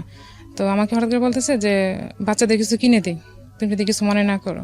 পরে আমি বলছি আমার বাচ্চাকে চুরির পয়সা খাবে? ওই চুরির পয়সা আমি আমার ছেলে মেয়ের পেটে ঢুকাবো না। আমি যদি সব করতে পারি আমি কাপড় চোপড় কিনে দিতে পারবো।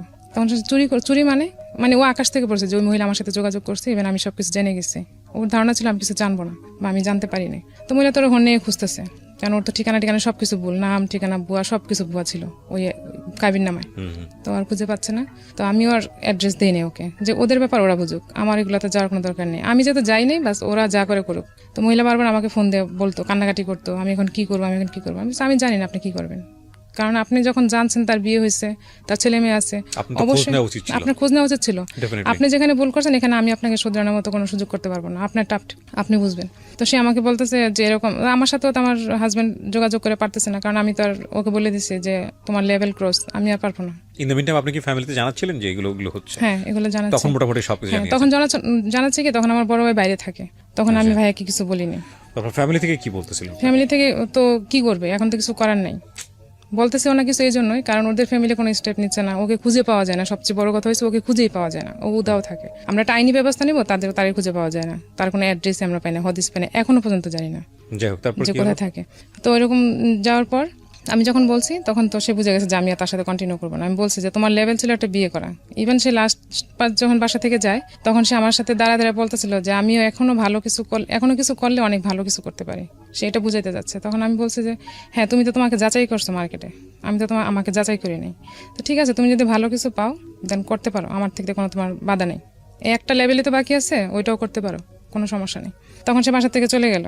আর আমি সবাইকে বললাম যে আমি যে আমাদের ভিতরে প্রবলেম চলতেছে এগুলো আমি বাইরের কাউরে বলি না, বাট আমার ফ্যামিলি জানে, বাট আদার জায়গায় আমি বলি নাই। বলছি যে ও বাইরে জব করে, ঢাকার বাইরে জব করে, বাইরে থাকে। ও দেখতাম যে আশেপাশে সবার সাথে যোগাযোগ করে, কথা বলে, সবকিছু বলে, কিন্তু আমি যে বলতেছি এখন আমি ফেক হয়ে যাচ্ছি। আমি তো বলতে চাই না আমার ভিতরের ব্যাপারটা যাতে বাইরে না জানে। তারপর সে আর আমার সাথে কন্টিনিউ করতে পারছে না বলে আমি তাকে জায়গা দিই না, বলছি না তোমার সাথে আর কন্টিনিউ করা যায় না। তো সে আর আসে নাই, আমি আমার মতো চলতেছি, চেষ্টা করতেছি কিছু করার জন্য। ওই যে শেয়ারে আমার কিছু ইনভেস্ট করা ছিল তখন অল্প, সেগুলো দিয়ে আমি আবার নতুন করে শুরু করলাম। আপনার নামে মামলাটা হয় কি কারণে? আমার নামে মামলা হয়েছে, আমি যখন ওর সাথে ছিলাম তখন সে ব্যাংক থেকে একটা প্রাইভেট পার্সোনাল লোন নেই, খুব বেশি টাকা না, 1 লাখ টাকা একটা লোন নিচ্ছে। তখন সে টাকা দরকার, সে আমাকে দিয়ে লোনটা নেওয়া হয়েছে। আমি কিছুই করিনি। না, মেন আমাকে দিয়ে তুলেছে। সে কিভাবে কি করছে আমি কিছু জানি না, আমার বাসার বাইরেও যেতে হয়নি। টাকাটা দিতে পারেনি কারণ একটা মামলা হয়ে গেছে। হ্যাঁ, টাকাটা দেওয়া হয়নি। তো সে আমাকে তখন বলতো যে এই টাকাটাই শুধু তোমার অ্যাড্রেস দিয়ে সবকিছু মানে কারেক্ট দিয়ে করছে। টাকাটা কি আপনি শোধ করতে পেরেছেন? না, আমি টাকা শোধ করিনি। তো এরপর আপনাকে কি জেল খাটতে হয় বা এরকম কোনো? না, মানে থেকে আমাদের বাড়িতে পুলিশ গেছিল খোঁজ নেওয়ার জন্য আমার ব্যাংক থেকে, কিন্তু আমি 2বার হাজিরা দিয়ে মামলাটা করে রাখছিলাম। আচ্ছা। তো এটার হয়তো আবার আসবে, এখন তো আমি আর যাচ্ছিও না, কিছু করতেছিও না। কি ভয়ঙ্কর, চিন্তা করে দেখেন। তো আমি তাকে এর মধ্যে মাঝখানে যখন সে যোগাযোগ করছে, মানে ইদানিং আর কি, ইদানিং বলতে বছর দিকে আগে, তখন আমি মেয়েকে দিয়ে বলছিলাম যে তুমি যে আমাদের তো ঝামেলা ফালা রেখে গেছো, তুমি এরকম একটা ঝামেলা আম্মুর কাঁধে দিয়ে গেছো, তুমি এটার একটা ব্যবস্থা করো। পরে বলছে যে এগুলো আমি কিছু করিনি, এগুলো তোমার আম্মুই করছে, মিথ্যা কথা বলছে। তা আমি তো বাসার বাইরেও যাই না টাকা আনার জন্য, সে বাসা থেকেই সব সিস্টেম করে তারপর ব্যাংক থেকে টাকা উঠেছে। তো এগুলো বলার পর তো এখন আমি আর ওর সাথে কন্টিনিউ করলাম না। তো সে প্রায়ই ফোন দিয়ে আমাকে বলতো যে বাচ্চাদের ব্যাপারে, যে বাচ্চারা তোমাকে বড় হলে দোষারোপ করবে, তুমি কেন একা আসো বা কি আসবে, সেগুলো বলতো। আমি বলছি তোমার কাছ থেকে আমি কিছু শুনতে চাই না, আমার ছেলে মেয়ে আমার কি বলবে সেটা আমি বড় হলে বুঝবো। কি করলেন আপনি এরপরে? তারপরে সে জব যখন করতেছিল তখন সেখানে আমি একটা নোটিশ পাঠালাম, উকিল নোটিশ পাঠালাম যে বাচ্চাদের খরচের জন্য, যেটাও 2-2.5 বছর পরে। তখন সে উকিলের কাছেও আসতেছে না, ঠিক মতো আসবে না, তার বউ অ্যাক্সিডেন্ট করছে, তখন সে আসতে পারবে না। তখন একটা বিয়ে করেছে নাকি ওই মহিলাই তাকে সে আবার কন্টিনিউ করছে ভয় পেয়ে, ওই যে আমি তাকে জায়গা দিচ্ছি না, হয়তো আমি অ্যাড্রেস দিয়ে দিছি, আর আমি অ্যাড্রেস দিলে তো তাকে সে জেল খাটাবে, করবে, সে অনেক ঝামেলা ফেলাবে, আর তার তো কোনো পিছুটান নেই। পিছুটান আমার ছিল, আমি কিছু বলি নাই, সেজন্য ওই মহিলার সঙ্গে হ্যাঁ সেই মহিলার সাথে সে কন্টিনিউ করতেছে। তো মহিলা ওখানে ছিল, তখন আমি যখন নোটিশ পাঠালাম তখন সে আমার উকিলের সাথে দেখা করলো। উকিল আমাকে বললো এই লোক তো আপনি কন্টিনিউ করতে পারবেন না, আমরা কখনোই বলি না সংসার ভেঙে যাক, কিন্তু আপনি পারবেন না, আমি শিওর। এই লোক কোথায় পাইছেন আপনি? আমি বলছি আমি তো পাইনি, এরকম হয়েছে বিয়ে। তো যাই হোক, এখানে বলা হয়েছে যে বাচ্চাদের খরচ দিবে সে ওই 7 মাস খরচ দিছে ওদের। খরচ দেওয়ার পর আর ওখান থেকে বলছে যে আমাকে ছাড়তে হইলে টাকা দিতে হবে, আর সে উকিলের সামনে বলছে আমি তাকে ছাড়বো না, কখনোই ছাড়বো না, মানে আমাকে সে কখনোই ডিভোর্স দেবে না। তো আমি উকিলকে বলছে যে আমি ডিভোর্স দেবো তাকে, আমার সব পাওনা দানা যা আছে দিয়ে দিবে, আমি ওকে ডিভোর্স দেবো। তো ও বলতেছে যে হ্যাঁ ও দিতে পারবে, আমি দিব না, যাতে আমার বাচ্চারা কোনোদিন বলতে না পারে যে আমি তাকে ডিভোর্স দিছি, সে দোষারোপ হবে না, এরকম বুঝেছে। তো আমি বলছি ঠিক আছে, টাকা বুঝে পেলে ডিভোর্স দেবো। তো ওই মহিলাকে বলছে যে আমাকে ছাড়তে হলে টাকা লাগবে। তো মহিলার কাছে টাকা নিচ্ছে, কিন্তু আমাকে সে টাকা দেয়নি, টাকা না দিয়ে সেখান থেকে সে আবার পালাইছে। ওরে ভাই, আপনার একটা ছবি বাধাই করে রাখা উচিত।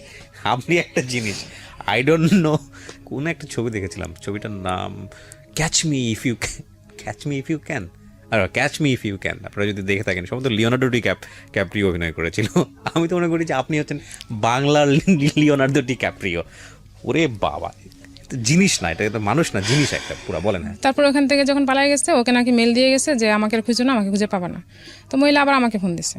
এতদিন তারা খুব হ্যাপি ছিল, বোঝা গেছে তারা অনেক হ্যাপি, তারা খুব ভালো আছে, কোনো সমস্যা নেই। তো মহিলা তো চাচ্ছে রাস্তা ক্লিয়ার হোক, টাকা দিয়ে হলেও রাস্তা ক্লিয়ার হোক। যখন ও আমাকে এরকম ডিস্টার্ব করতেছিল, তখন আমি নিজেই গেলাম ডিভোর্স দিতে, যে তার কাছে আমি কিছু আশা করি না, তো আমি তাকে কোনো দিব না, স্কোপ দিব না আমার সাথে কথা বলার। তো কোর্টে গিয়ে আমি নিজে ডিভোর্স দিচ্ছি ওকে ডাইরেক্ট। কত সালে এটা 15-তে। হ্যাঁ। আমি খুব ছোট ছোট করে আপনাকে কিছু কোশ্চেন করি। বিয়ে হলো 2002-তে না?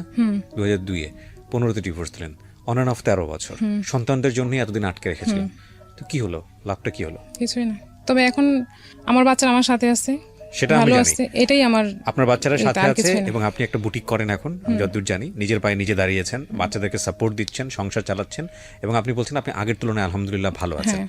আপনি শুধু আমাকে একটা জিনিস বলেন, যে এত দেরি করলেন, যে মানুষটাকে অনেক আগেই বোঝা উচিত ছিল। অনেকবার সে ফল্ট করেছে, 2-1 বছরের মধ্যে সে বিয়ের আগে থেকেই ফল্ট শুরু হয়েছে। তো 2-1 বছরের মধ্যে সে যতবার ফল্ট করেছে ততবারই এনাফ ডিসিশন নেওয়ার জন্য ছিল। এই যে 12 বছর লাগলো, এই 12টা বছর এটা লস না জীবনের জন্য? অবশ্যই লস, কিন্তু আমি যে বললাম একটা কথাই, যে আমার বাচ্চারা একা হবে, আমি কিভাবে কি করব, আমি কি একা চলতে পারবো, কিংবা আমি কার কাছে যাব? হয়তো আমার ফ্যামিলি জায়গা দিত, সবকিছুই করতো, কিন্তু আমি তো ফ্যামিলিতে কয়দিন থাকতে পারবো? আমি অনুষ্ঠান থেকে বলি, আমি সবসময় বলি, আমার প্রত্যেকটা অনুষ্ঠানে বলি, বেবি হয়ে গেলে থিঙ্ক, বারবার থিঙ্ক করেন ডিভোর্সের ক্ষেত্রে, যদি দুটো মানুষ একজন নাই থাকতে পারেন। কিন্তু যদি দ্বিপাক্ষিকভাবে এটা হয়, হাজব্যান্ড ওয়াইফের জায়গায়, ওয়াইফ হাজব্যান্ডের জায়গায়, যদি বুঝে যান যে না, এই মানুষটার সাথে সংসার করাটা কোনোভাবেই সম্ভব নয়, কারণ তার কোনো ভালো গুণ নেই আপনার চোখে, এবং এই জায়গাটা থেকে তাকে কিওর করা সম্ভব নয়, 1বার 2বার 3বার 4বার 5বার হচ্ছে, এবং এটা আপনার সন্তানের জন্য ভয়ঙ্কর রকমের রিস্ক হয়ে যেতে পারে, সেক্ষেত্রে কালক্ষেপণ করার কোনো যুক্তি নাই। আমি মনে করি এটা big loss of time, cause জীবনে আসলে সময় বারবার রিটার্ন আসে না। লাইফটা খুব ইম্পর্টেন্ট, এটা ভ্যালু দেওয়াটা খুব ইম্পর্টেন্ট। মানুষের জীবনে বেটার লাইফের জন্য মানুষ সবসময় ট্রাই করে, এই জন্যই মানুষ কনসিডার করে, এই জন্যই মানুষ কনসিডার করে না বেটার থাকাটা ইম্পর্টেন্ট। হ্যাঁ, এটা ঠিক যে ওই মানুষটা যদি ওনার লাইফে থাকতো, সে যদি একটা ভালো মানুষ হয়ে থাকতো, বা উনি যেভাবে এক্সপেক্ট করেছেন সেভাবে যদি থাকতো হাজব্যান্ড হিসেবে, তাহলে তাদের সন্তানদের জন্য অনেক মঙ্গল হতো, ওনাদের জন্য অনেক মঙ্গল হতো। কিন্তু সেটা যেহেতু কিওরেবল না, এবং সেটা এত এক্সট্রিম পর্যায়ে চলে গেছে, সেটা থেকে ডিভোর্সটা অন্তত তাকে ওই লাইফের চেয়ে বেটার রেখেছে। তবে এটা অনেক আগে হলেই বরং ভালো ছিল, বিকজ 12-13 বছর অনেক লম্বা একটা সময়।